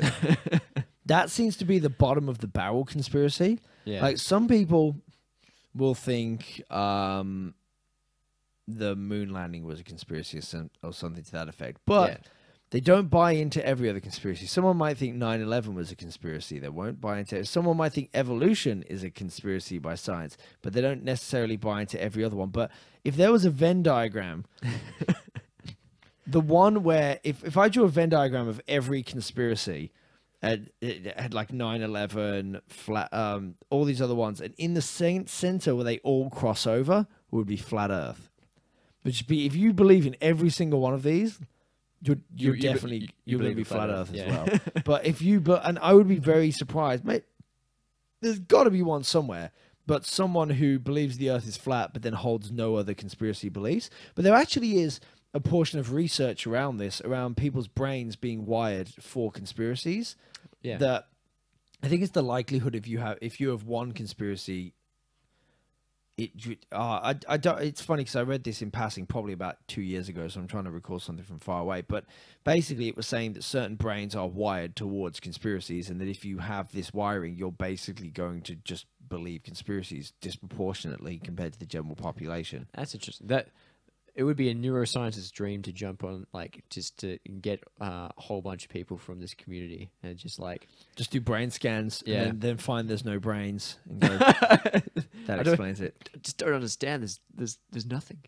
There's just what is this? Is this dog shit? There's dog shit in the skull. I'm only I actually, it's funny because I feel bad about making fun of the people of just about anything, like any other. Jay is a gigantic pussy. I will say that. Like I just, I don't want to be a cunt to people, like just because they hold a different belief to me. But I guess I've drawn the line at flat Earth. I think, it's just so fucking stupid. It really is. Like I've got nowhere else to go from here. Like this is the bottom line of stupid. What I find weird is as well the concept of the fact that prove gravity. Because you could answer something as simple as just drop your phone, but obviously they're going to say, "Oh, accelerating upwards," or blah blah blah. But then all you need to do is, for example, Halley's Comet. Like a Halley's Comet is a perfect example of how intricate you can work these things out, which is gravity. You look at the mass of the comet, its arc. You then look at the way. So we look at the way things interact in space. And it works exactly how the observations with gravity work here on Earth. So we take the way that gravity acts on Earth, and then we apply it to space, and we look at space as well and see how those things interact. And it's all consistent to the point where, how often does Halley's Comet fly around? 72 years or something? Yeah, I think it's every 72 years. We can predict with incredible accuracy when Halley's Comet is going to fly over. I remember seeing Halley's Comet when I was a kid. Who was the guy that did the prediction? The guy it's named after, isn't it? I will find out. in time. You need to buy me some time. But on the topic of gravity, there was you might remember this. I sent you a link to how they detected gravity waves. Right. So the concept is that Edmund Halley. Edmund Halley. Yep. Edmund Halley. Do you know what year it was that he found? It was That he made the prediction, because he died. He made the prediction. He died, and then his prediction was proven true. Because obviously he wasn't around for 72 years after he made. Well, the he prediction. was born in 1656 and died in 1741. 1741. So So it'd be somewhere in that range. the comet came back around some years after his death, and it was Well, spot on exactly to his prediction. Yeah. and I haven't looked into how he calculated it, but I mean, that's how you prove something. That's how you prove a concept. Yeah, well, you make predictions based on that model, and Yeah. then those predictions come true. And if someone said to me, the Bible makes predictions. The Bible says that bad things will happen. You go, that's that's not a very good prediction. If some guy comes up and says, I believe this comet will come around exactly 72 years from this date, in this portion of the sky, and it's proven to be true. That's a very, very specific conclusion. Well, Something that defies chance to the point of it's hard to say that that alone would be excellent proof, because chance in all likelihood, chance does present situations like that, but there are so many compounding factors. Then you can use that same Just theory get to a prove. fucking telescope, look at Jupiter, and watch the moon circle around it. Be like, oh, that's fucking incredible. This is a question I have for flat earthers. This is something I don't understand. Is why is everything else in the solar system round? Literally everything else in the solar system is round. Jupiter, Saturn's rings, Venus. Venus, Every moon on Jupiter. Mars, all the moons, the sun, moon, it's like all the planets. Mercury. Literally everything in the solar system is round. And planets we can see in other galaxies as well. And is either facing us on a perfect angle, so that we look at it and just see it as a disc. It's actually flat. It's like a two-dimensional object. And they're all maybe they'll claim that they're all completely flat facing us, except the rotation that we can observe. Because as much as they may appear like a disc, it's like a disc with a new face sliding across it at all points. Well, then there's also the point of like, how do you can literally see the shadow curvature on Jupiter, and Saturn, and basically any astral body, of its dark side, so you can see the curvature of it, so you can see that it bulges from the shadow created by the sun on its dark side. So it's like I bought a cheap telescope. I wouldn't call you a telescope cheap. Jesus Christ, that thing, it looks like a bazooka. It's bigger. It was the cheapest one it was the best one I could afford. It was like $500. That's a lot. Right? It was on special. It was around about $800 Australian standard. But basically, from my backyard, surrounded by all the light saturation that I do have, there's literally like a light post directly next to my backyard, which I observe stuff from, and I can still clearly see Saturn and Jupiter from this telescope. I genuinely don't. How does the Earth become a flat disk and every single other object in the solar system become a sphere? That's where I assume probably religious reasons. God, that's God, that's why I wanted to do the poll, because I genuinely don't think you could be a flat earther if you don't believe in God. You have to have some sort of religious agenda to come to these conclusions. From my very shallow understanding of flat earthers, I just can't see how you could possibly reason it otherwise. It's just ridiculous. That's weird. I thought I remembered seeing Halley's Comet when I was a kid, but I think the last time it came was 1986, which... Really? Yeah, but I remember seeing it. I don't know. I Maybe remember saw something else. hearing about Halley's Comet. Oh, well, that means maybe I'll live to see it one day. But the fact is, from what I'm reading here, 1758, 1835, 1910, and 1986. Considering every one of them falls exactly into the prediction that fits with the model, that seems like a pretty strong point. It's a good model. That's a great model. Considering it, you do raise a good point. Why is everything else round? Why, but the fact is, you're playing a game of chess with a chicken. Yeah, it's going to say, they're going to say fake. They're going to say conspiracy at some point. But I want to understand the chicken. That's what I want. I want to get into the chicken's mind and figure out why it's kicking the shit out of all the pieces and shitting all over the board. Because it's incapable of understanding the game. At least for the chicken, that's the reason. I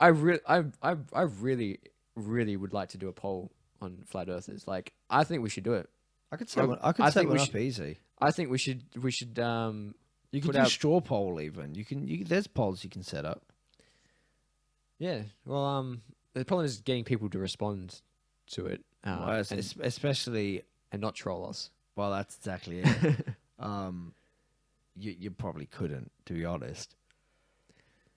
What were some of the other questions you could ask? Education level would be interesting. Did you complete high school? Have you had sex with one of your cousins?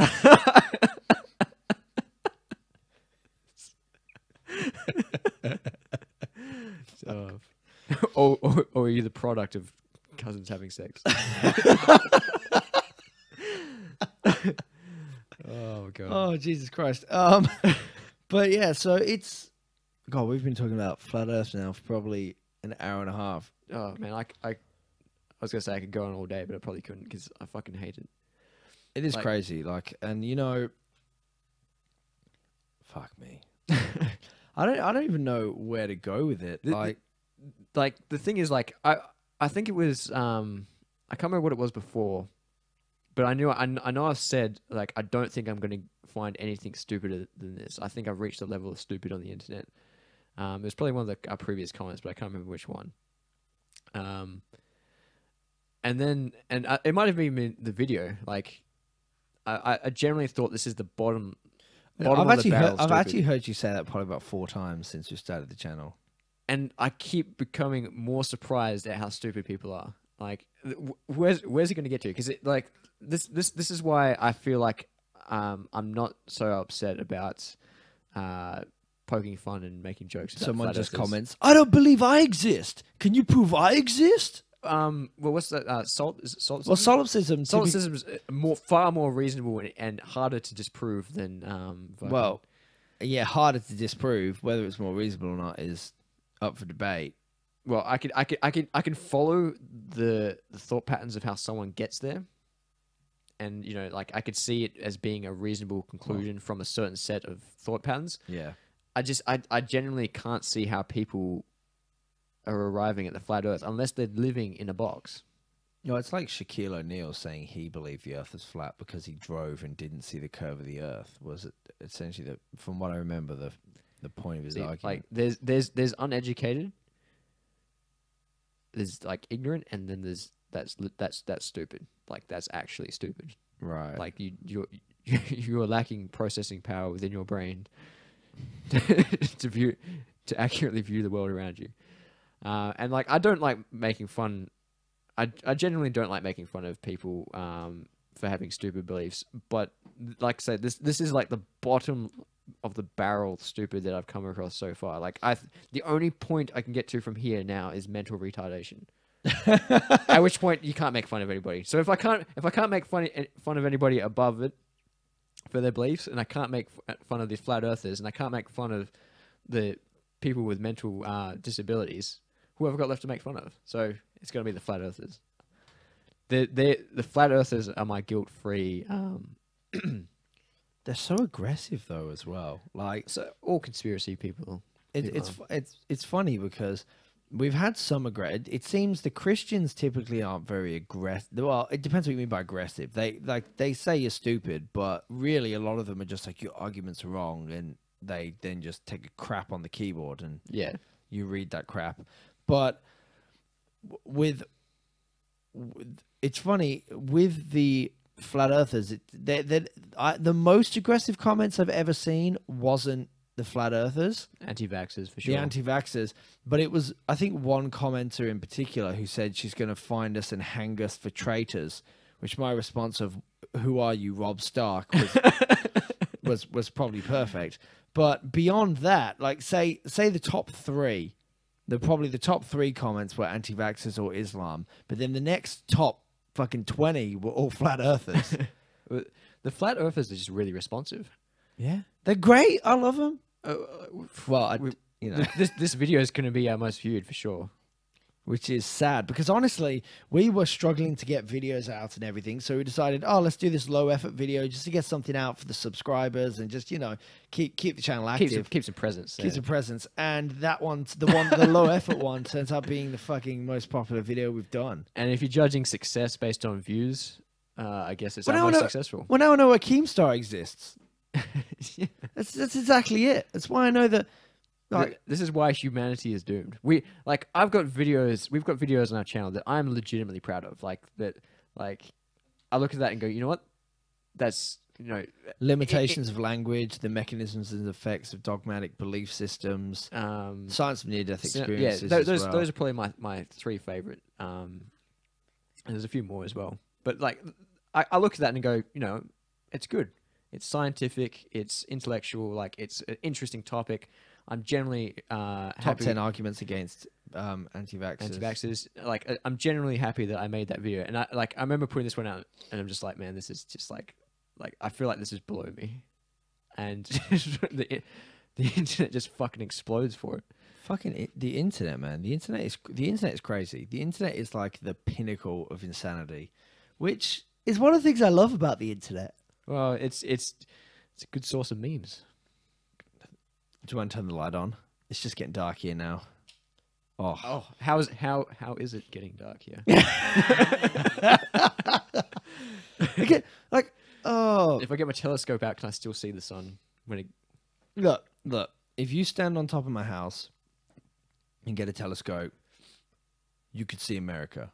No, it's like it'd probably have to be taller than your house because we have to cover any mountains and hills between us and America. So if you stand on top of my house and you get a telescope and you look outwards, your telescope's quite a powerful one. You would be able to see some country somewhere that we'd have a clean run at, like fucking Greenland or some European. We could see any Asian country for sure. Awesome. So there's nothing between us. Actually, you know what? We're on the coast, right? There's nothing between us and Africa. So we should just see Africa. We should be able to see Africa. Well, there's legit Asia, Europe, that's all above from where we are towards the northern hemisphere. We should be able to see the south coast of Africa for sure. Unobtruded. I could take my telescope straight to the beach, put it on a big sand dune, and I should be able to see straight to Africa. It's true though. But obviously you fucking can't. But then there's people that go in things like something about some place in America where you can see a city.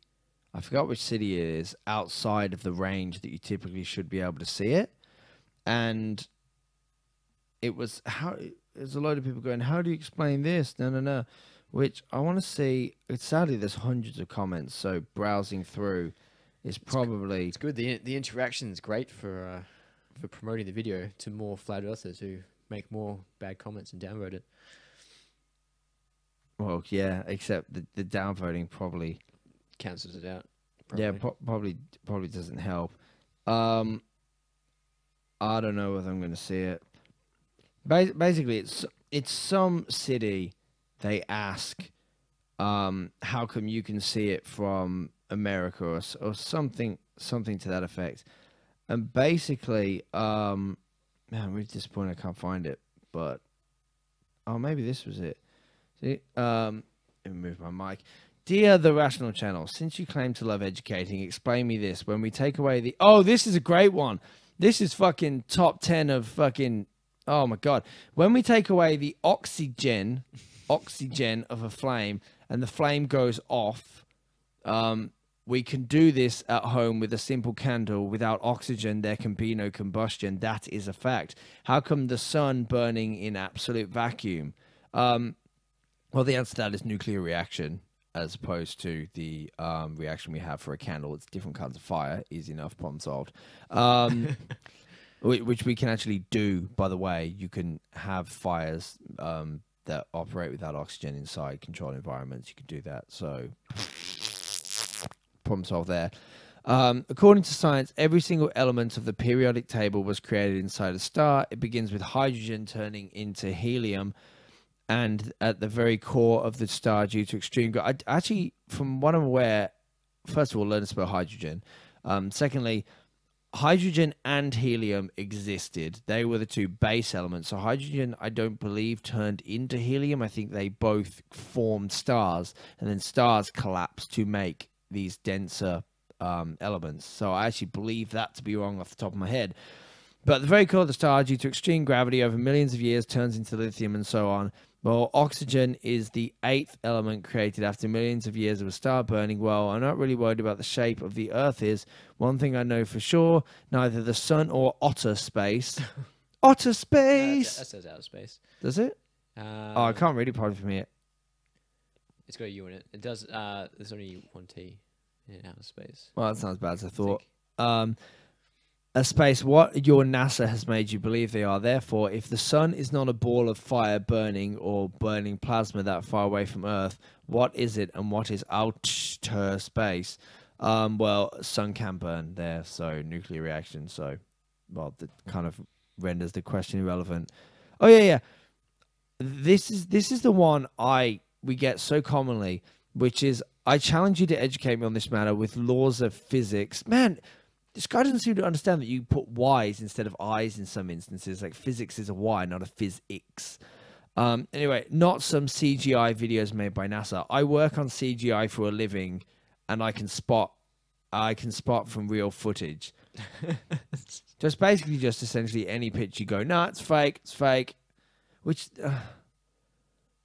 I'm just I mean, that one kind of could be explained away by just, I guess, ignorance of how things work. Well, the fact that the sun isn't a giant candle. Yeah, essentially.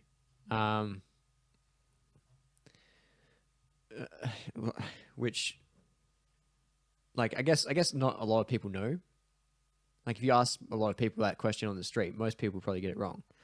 Oh, this is the one that I think I was looking at here. So this person goes, stand on Macrombie Beach and look out, and you can see the Isle of Man 72 miles away. It should be over 2,000 feet of curvature.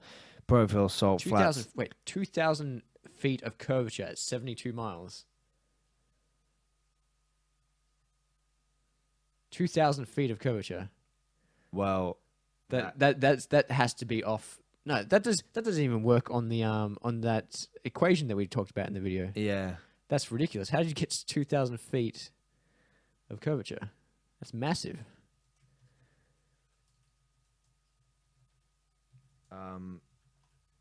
Yeah, so that's got to be wrong, first of all. Basically, I ended up looking up some of these. Oh, fuck. But so many people claiming we're getting paid, like, money by some... The fact that I can't afford a basic computer to do video editing on... Man, well, that's exactly it. If we were getting fucking NASA money or whatever, that'd be great. Surely they could fork out a couple $100 so that we could keep pumping out these videos to keep the flat tards on their heels. I'm not sure. So basically, the actual drop for 100 feet should be 1.26 miles. I'm not sure how many feet that is. So 1.26 miles, and you get 100. What? How much?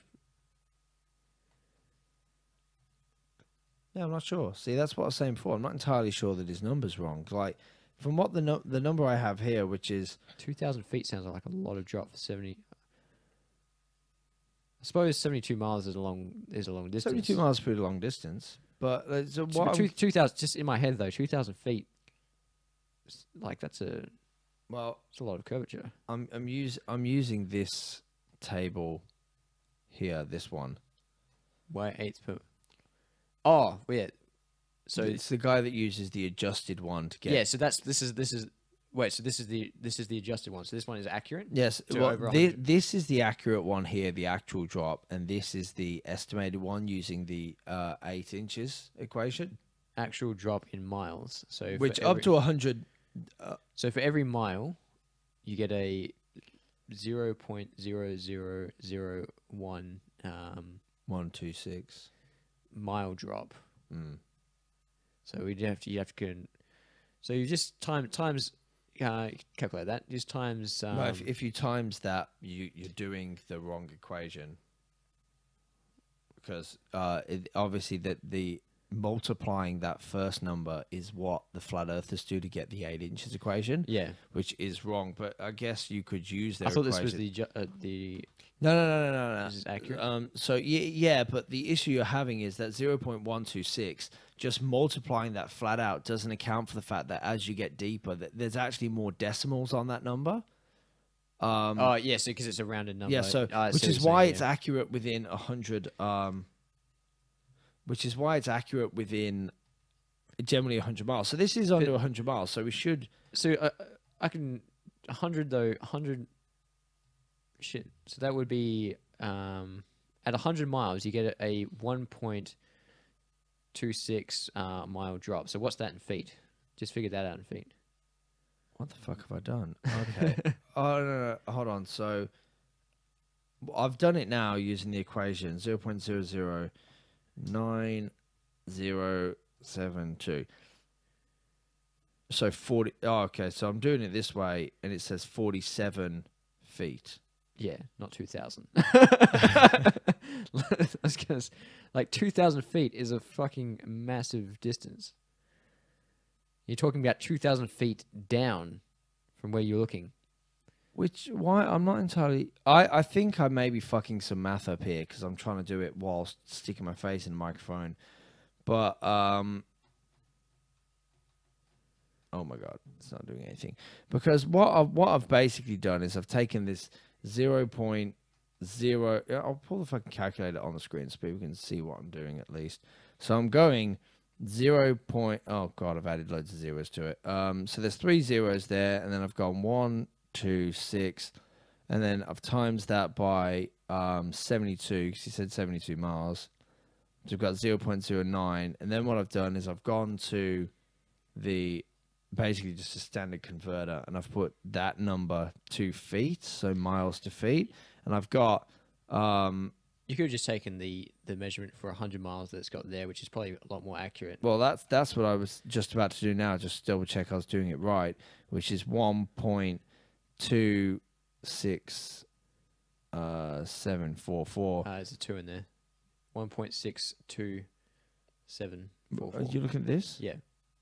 1.26? 2. 1.262744. Oh, right. 1.2627744. And then I'm timesing. This must be the most boring section of the podcast right now. Listen to R&J do math. Oh, yeah, multiplication. Speculative math. So then I times that by 0.72, and I'm going to get my number, which is a greater number than I had before, which is going to get closer to that 2,000 feet.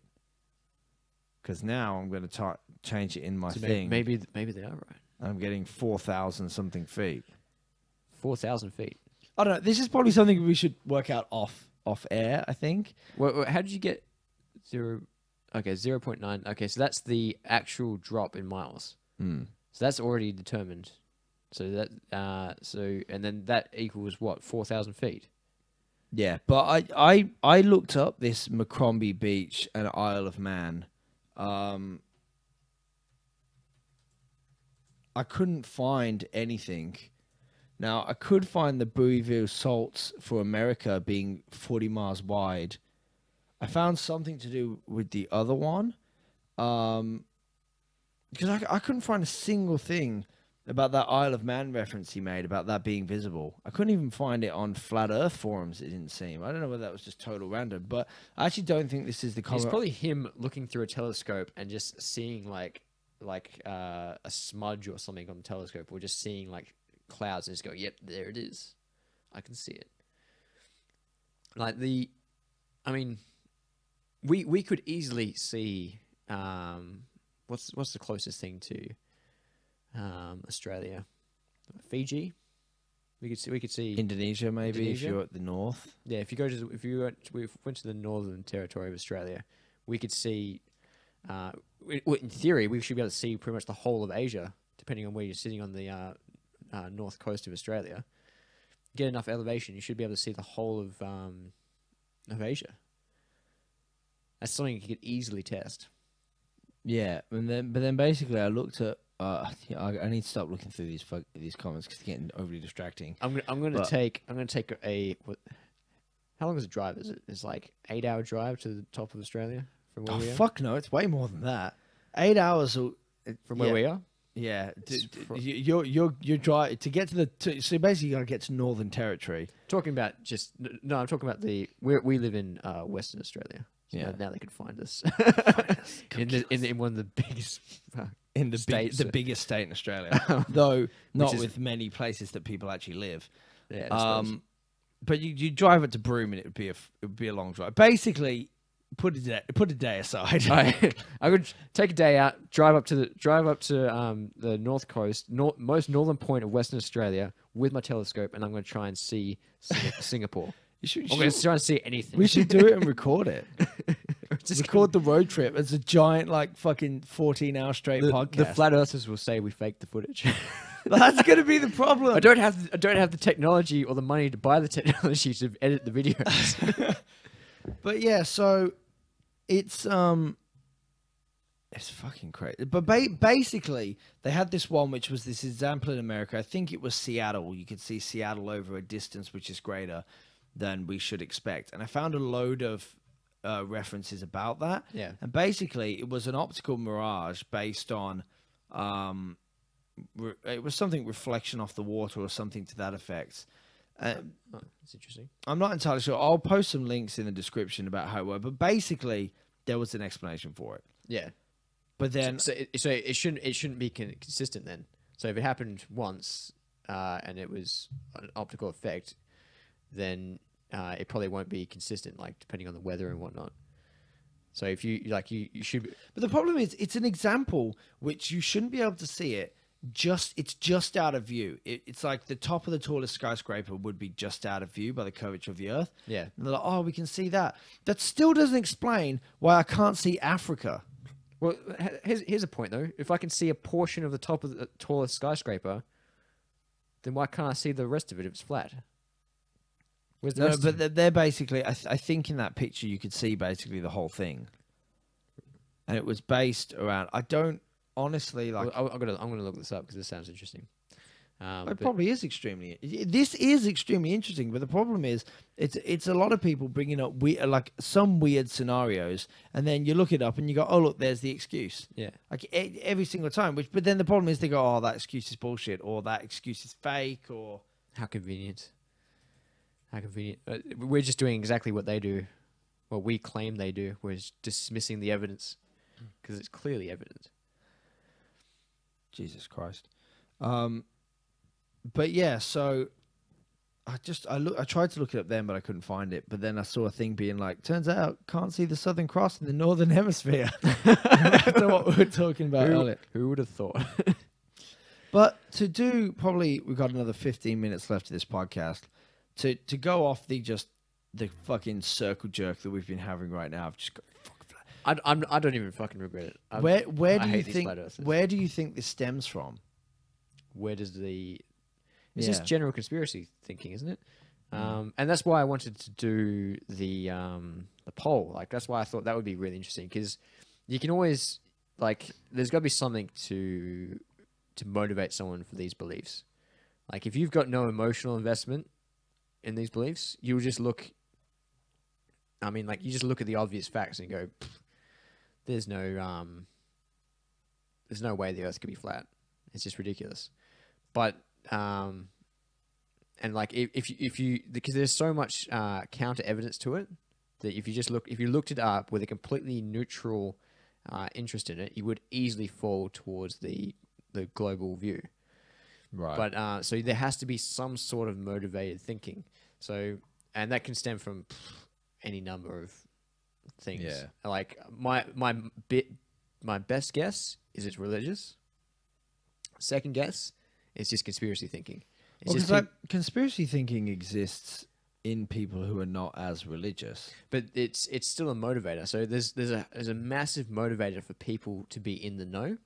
Everybody wants to be the one who knows something that the others don't. They want to be in the in crowd of, or the they want to be the exception to the rule. They want to be special. They want to be the ones that have information that somebody else is not privy to. They want to have the deep realization. You see this with like spiritual wannabes, like people going, I've got this spiritual awakening that nobody else has. I think I've told you about this before. That was one of the things that motivated me for a lot of my philosophical beliefs about ego. So the I know where this is going. yeah. So the funny thing about ego is like I used to shut myself down with about all of the things that would normally push my ego up. Like if I win at a competition or something like that, something that would make me feel good, and boost my ego, I would always shut that down. And to compensate, I would always feel good about the fact that I shut it down, because I was so in touch with with myself, that had such a good understanding of my ego, and I was so had such a deep understanding of it that I was able to do that. That would then boost my ego. So there has to be an emotional motivator, because there's an emotional motivator for literally everything we do. Like that's Well, the fact that you don't just lie in bed and starve to death is, in a way. well, like like the ego is essential to living in a society, essentially. And without it, you would still do stuff. You'd basically just pick up food as you found it, eat, sleep. You just do the all of the bare minimum things to survive. Essentially, you just wouldn't be motivated to do anything else. But being the social creatures we are, we're extremely emotionally motivated. And it also, I think, we should mention the good old sprinkle of the Dunning-Kruger effect. Oh yeah, I mean it's a given, isn't it? Oh yeah, it's like, I mean, I love the Dunning-Kruger effect, because it's so simple, and it's so applicable in every situation. Like it's just you're just not aware of what you're not aware of. You don't know what you don't know, so therefore you tend to make mistakes. Yeah, but I guess the Dunning-Kruger as well comes from the false confidence. Yeah, which is a much deeper aspect to it. Which there's a certain point where I think you learn enough, which is what you see on that Dunning-Kruger curve, when you learn enough that your confidence just like goes ridiculously downhill. Yeah. Like I would imagine a lot of these flat earthers have never been to an academic conference. The last time I was at an academic conference, I realized something, which is everybody is so tentative about what they say outright, because they're just like, oh man, somebody's gonna wreck me. Like you don't want to make really strong outward claims for the risk that someone is just in that room is gonna know more than you and is just gonna fucking wreck you. So like everybody's obviously really cautious about what they say to be, oh, am I gonna, and that because they have a knowledge of how in depth the field is and how hard there is, and things they know they have gaps in their knowledge. They realize that decreases their confidence. But then you get someone who doesn't know how difficult the field is and how much is in that field, and their confidence is through the fucking roof. Yeah. Like you'll get people in, even if we apply it in more of a sports application setting, you get people who say the most advanced, like sports physiologists and things like that. They'll be quite tentative with what they say, but then you'll get some dude at the gym who's selling isogenics, just fucking talks freely with absolute confidence. Yeah. The most confidence you could possibly have. But that's not based off I am so knowledgeable I have this. It's that I have this knowledge and I basically perceive that I now have the majority of knowledge. And now I'm confident enough to say things with a high degree of confidence. It's interesting that like as academia has progressed, it's like it's because you used to have people who wouldn't be in that particular field at all talking to people about that field with like Right. probably with the same degree of confidence now that you have people who are in that field and talking to this people who are also in the field, like because the expertise is so refined. It's like it might be, you're talking about a study with let's say an anatomy and sport performance, and Right. you might be the expert on this particular part of anatomy. You know everything. You know you are the expert in your field about this, and you're in the room where there's a guy who's an expert in his field about sport performance, and you're talking about how this anatomy relates to sports performance, and he just pulls you up on your sports performance. Yeah. Because he knows everything there is about that. Yeah. And you've got all of these tiny little aspects of science which somebody in that room knows everything about, and everybody else knows only a fraction of. Right. So you're always, like you're just going to get pulled up on things. It's because it's impossible to have all of that knowledge. Whereas before it used to be the fields were so more shallow. In Yeah, terms of their that you understanding. could learn it all. It's one of the things I've been saying before, which if you take someone 150 years ago and then you put them through the amount of time that we put people through schooling now, you could probably teach them basically the entirety of almost every field in like say you take it with a university education included, you start their education at 6, and then you get them for a majority of every day until the age of 20, 21 or something to that effect. You could basically teach them the entire scientific field at that point. Whereas now you do that and you get to one very specific part of one very specific field. So, and that's just kind of the way it's changed. But you know what's a really easy way to avoid that? What's that? Claim everything's fake. As soon as everything is fake, nothing counts. I would pay to see someone do that in a scientific conference. Just to stand up there and make a claim, and for someone to call it out, and then for you to be like, "Well, that evidence is fake. It's fake news. It's fake news. Wrong. Wrong. Nope. It's digitally created. That's fake.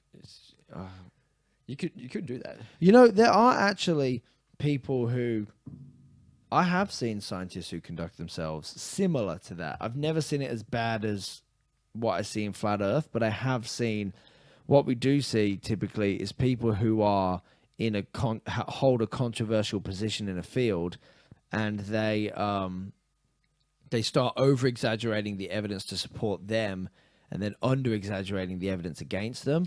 Yeah. A perfect example of that I can think of off the top of my head is the case with the ketogenic diet right now, which is the low carb, high fat diet.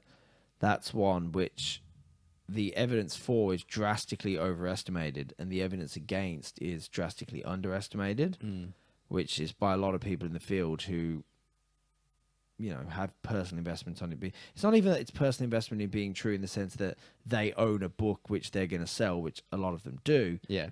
But it's the fact that it's the emotional to prove everybody wrong kind of thing, which is because it's true. In science, you will go down in history for proving something wrong almost more than you'll get for proving something right. Yeah. If you could be the scientist that proved evolution wrong and that it wasn't true and complete bullshit, your name would be more famous than Charles Darwin.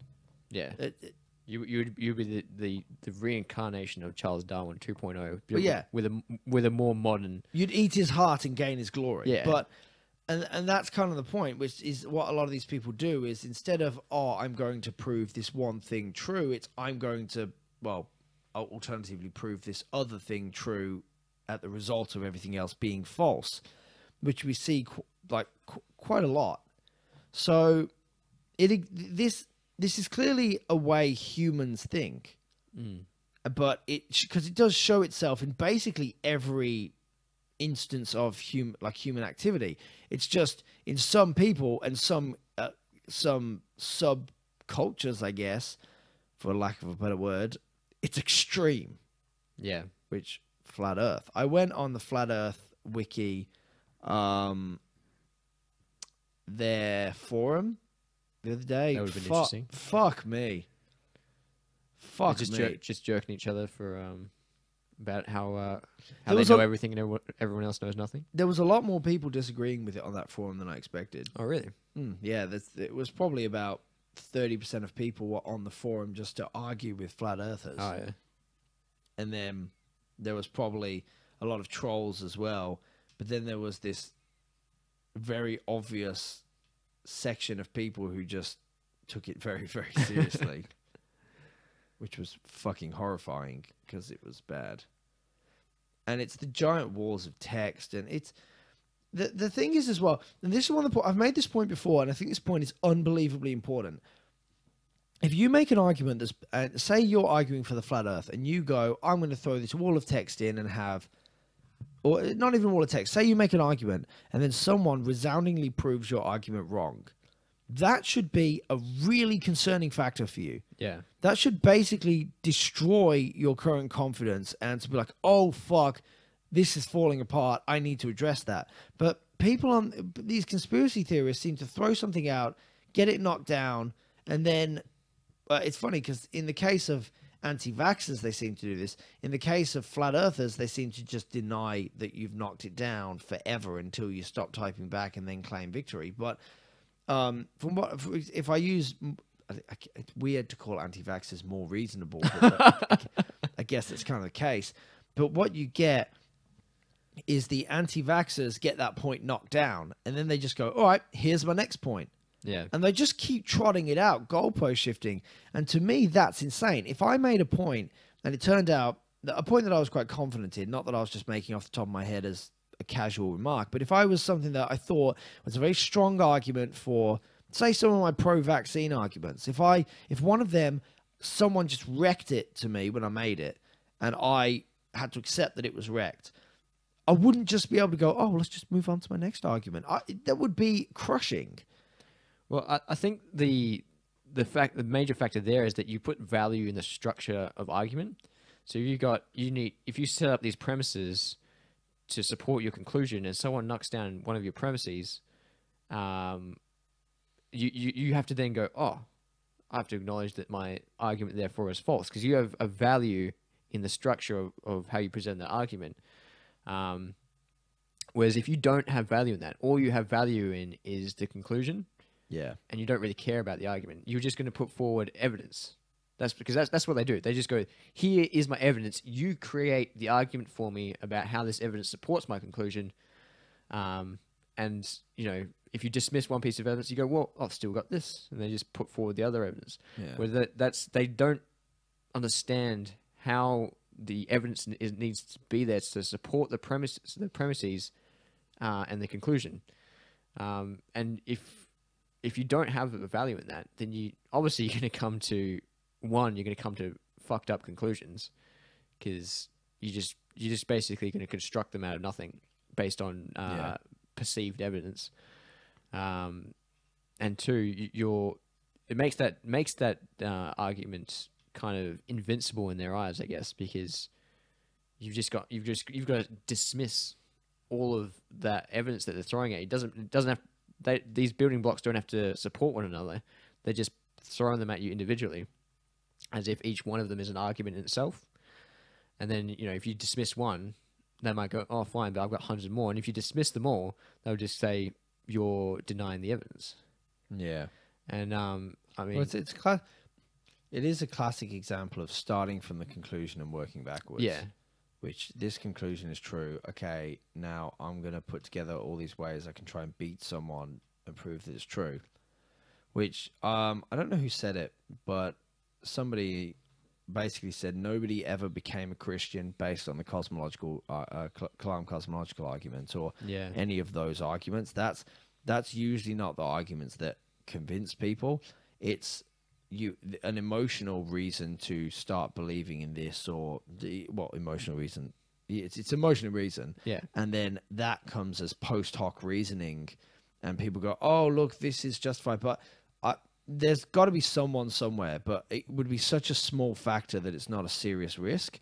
No, it's not a serious incidence. But of someone going, "I was an atheist," and then the Kalam cosmological argument was just so sound that I started believing in God.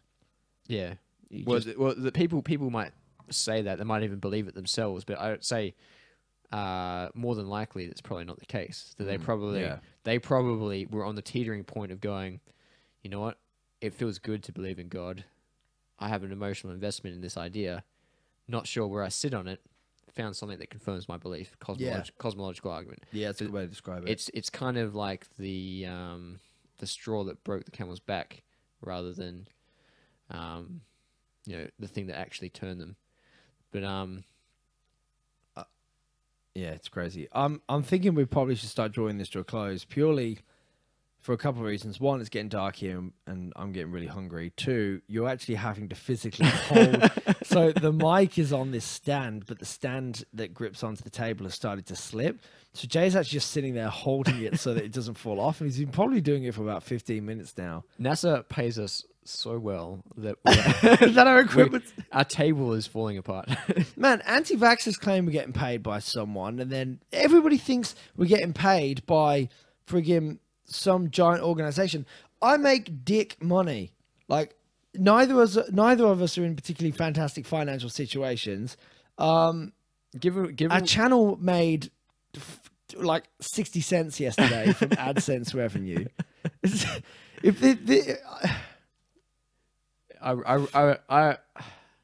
We've had this conversation before about how much it would take for us to sell out. I think I said my price was, I think I said $5,000 at one point. I remember it being surprisingly low. Definitely, I wouldn't depend. It depends what you're asking me to do. I wouldn't sell out, I wouldn't start lying for $5,000. I might start promoting shit I don't agree with. So you just be like, read this flat Earth book today. Thank you from TRC. If let's say we promote the sales of a book that I don't agree with, but then we make an argument that debunks that book, does that cancel itself out? Because if so, I'd sell that right now. If that's I don't reckon it cancels it out, but I reckon it does something. Damn. Yeah, I'm sorry about that. But what if I take the money from selling out to promote the channel so we can debunk more stuff? It would be a kind of do the ends justify the means argument, I imagine. Yeah. I don't know. I was hoping to get a chance to talk about North Korea today as well. I completely forgotten that was happening. I completely forgot we were teetering on World War III. Well, it's I was so invested in the in flat life earthers. In life. Yeah, well, that's exactly it. But so I may as well just, when I title this, call it the Flat Earth Special. Yeah, that's fair. Because we talked about fuck all else. Talked about the computer for a bit. This is probably our worst podcast we've ever done. I would like to disagree with that and say this is the best podcast I've ever done, because this is the first time I've spoken freely about hating something. It is true. That's actually a really good point. It's funny. I've known Jay a while now. Actually, it's been a while. It's been a long time. Would you say that I show resentment or hate to many things? No, I hate flat earthers. That is actually quite a big statement, because he is a gigantic pussy when it comes to being mean to people. Oh no! Oh, this person who's saying that the vaccines are evil. I'm going to try to understand them, and they can't be. I understand that you want me to die and burn in hell for my beliefs, but perhaps we could find some common ground on it. It's funny because he says that as a joke, but I've actually heard those words essentially come out of his mouth, which is fucking. But now with flat Earth, he's just like, nah, I'm done. This is it. This is the limit. This is where Jay draws the line. This is where when someone says if you put a bevel gauge in a fucking a commercial airplane, it goes flat, and that proves the Earth is flat. That's where he draws the line. I think that's fair. When you agree, I don't like. But to be totally fair, I would argue that anti-vaxxers are. Well, I would argue very strongly that anti-vaxxers are more harmful. Oh, they're more harmful. But this is the thing. I'm a nihilist. It's not so much. I don't hate things because of the outcome. I kind of hate things because of the process. It's based on what I value. Everything's based on what we value, but what I value is understanding. I can understand how the anti-vaxxers got to where they are. I understand why they hold their beliefs, and I can, while I completely disagree with them, and I think that they're relatively stupid. I can understand it, and I think it's a part of the human condition that they end there. When I see the flat earthers, I look at them and go, wow, this is bad genes. This is something that should be possibly eradicated from the human population. Okay, so you heard it here first. Genocide of the flat Jay, It's not genocide, it's... Jay is reopening the concentration camps. He is Hitler 2.0. Zikailash Nitosheze Grenade. What the fuck is that? I believe it means Hell Hitler Oh Shit Grenade in German. Well, any German speakers out there can clarify that for us. Yeah, maybe, because I don't know what it actually does. It was someone in primary school told me it, and I've remembered it ever since for some reason. But I would just like to clarify that me saying I hate something is probably about the equivalent of somebody else saying, like, I dislike it. I don't like, even knowing my emotions are not that strong for them. Knowing you as a person, I can't imagine you actually genuinely hating something. Like the kind of hate that fills people with like burning resentment. I'm not even sure you're capable of burning resentment. I feel like the reason I do resent the flat earthers is because there is no way that I can understand them. I think I've reached a point where I go, you're just stupid. Like, maybe I'm resenting myself. Maybe I hate myself for not understanding them, for not being able to comprehend how they got to such a ridiculous position, and how they perceive such ridiculous evidence to be evidence. So yeah, I hate myself. So what do you think's the chances? I love flat earthers because they made me realize this. What do you think's the chances of the comment section for this podcast becoming cancer? I hope there are flat earthers listening to this so that they can enlighten me. It doesn't mean I won't hate you. It just means that you might give me a possible opportunity to hate you less. Well, there you go. Could you? Normally, I'd feel really bad about saying that, but I genuinely just like you've seen like the comment section is just so fucking retarded. Well, hopefully North Korea does have nukes and sets them off, so we can all just die and end it all. Then I guess. Yeah. He doesn't have. I don't believe he has nukes. Come on. Well, if you can't, this is the thing which we're not gonna we're gonna end this after like I've said this, so okay. I need to like. Because I gotta say, if he doesn't have scientists that are capable of making a ballistics rocket that actually fires properly, he doesn't have people capable of like mastering like the fucking nuclear particles. I'll be honest, I'm surprised that they have trucks to carry the missile. After seeing their the machine guns they manufacture, you look at the weapons they manufacture.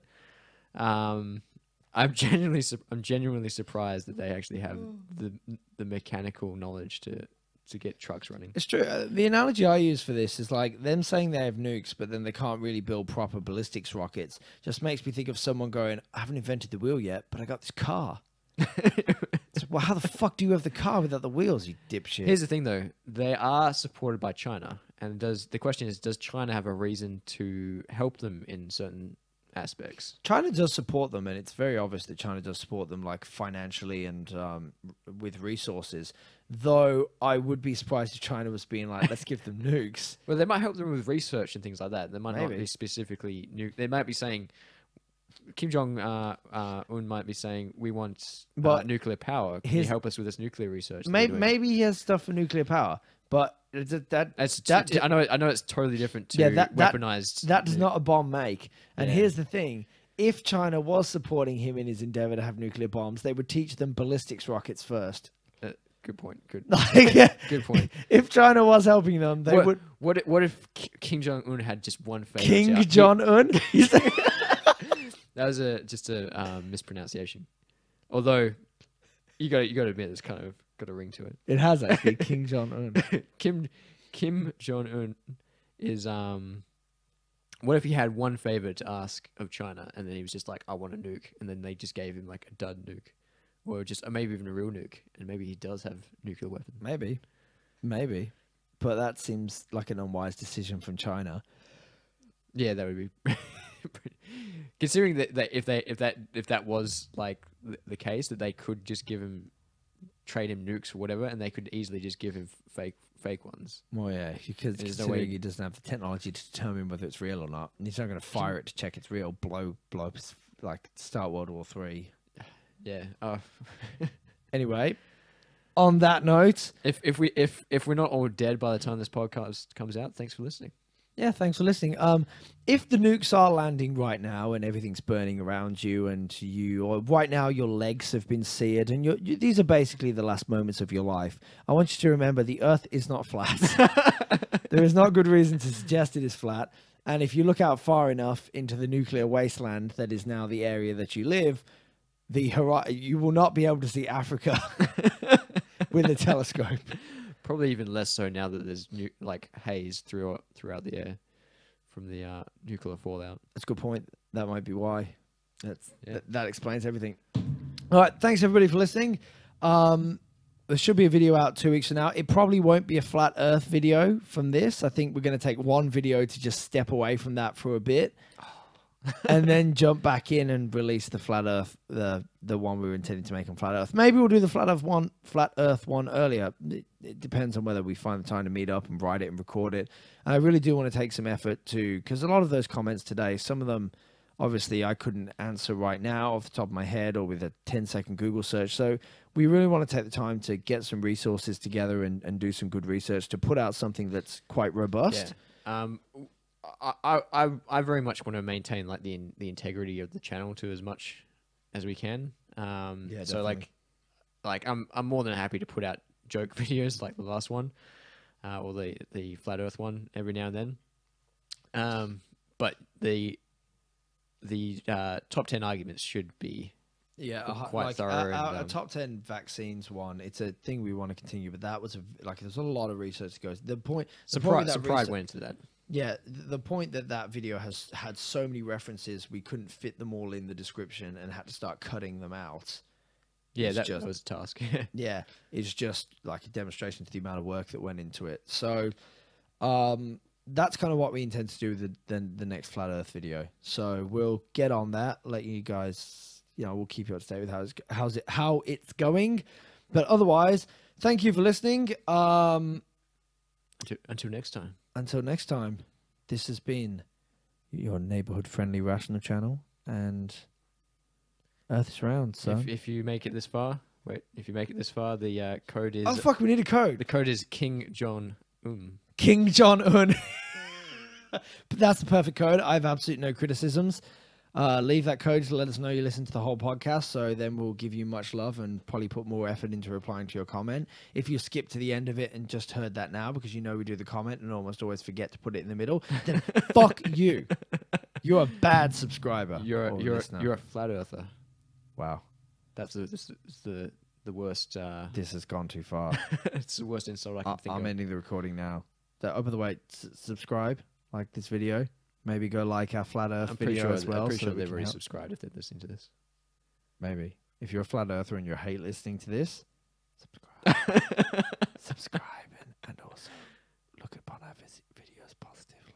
Subscribe. Okay, bye everyone. Love you. Mwah, mwah, mwah.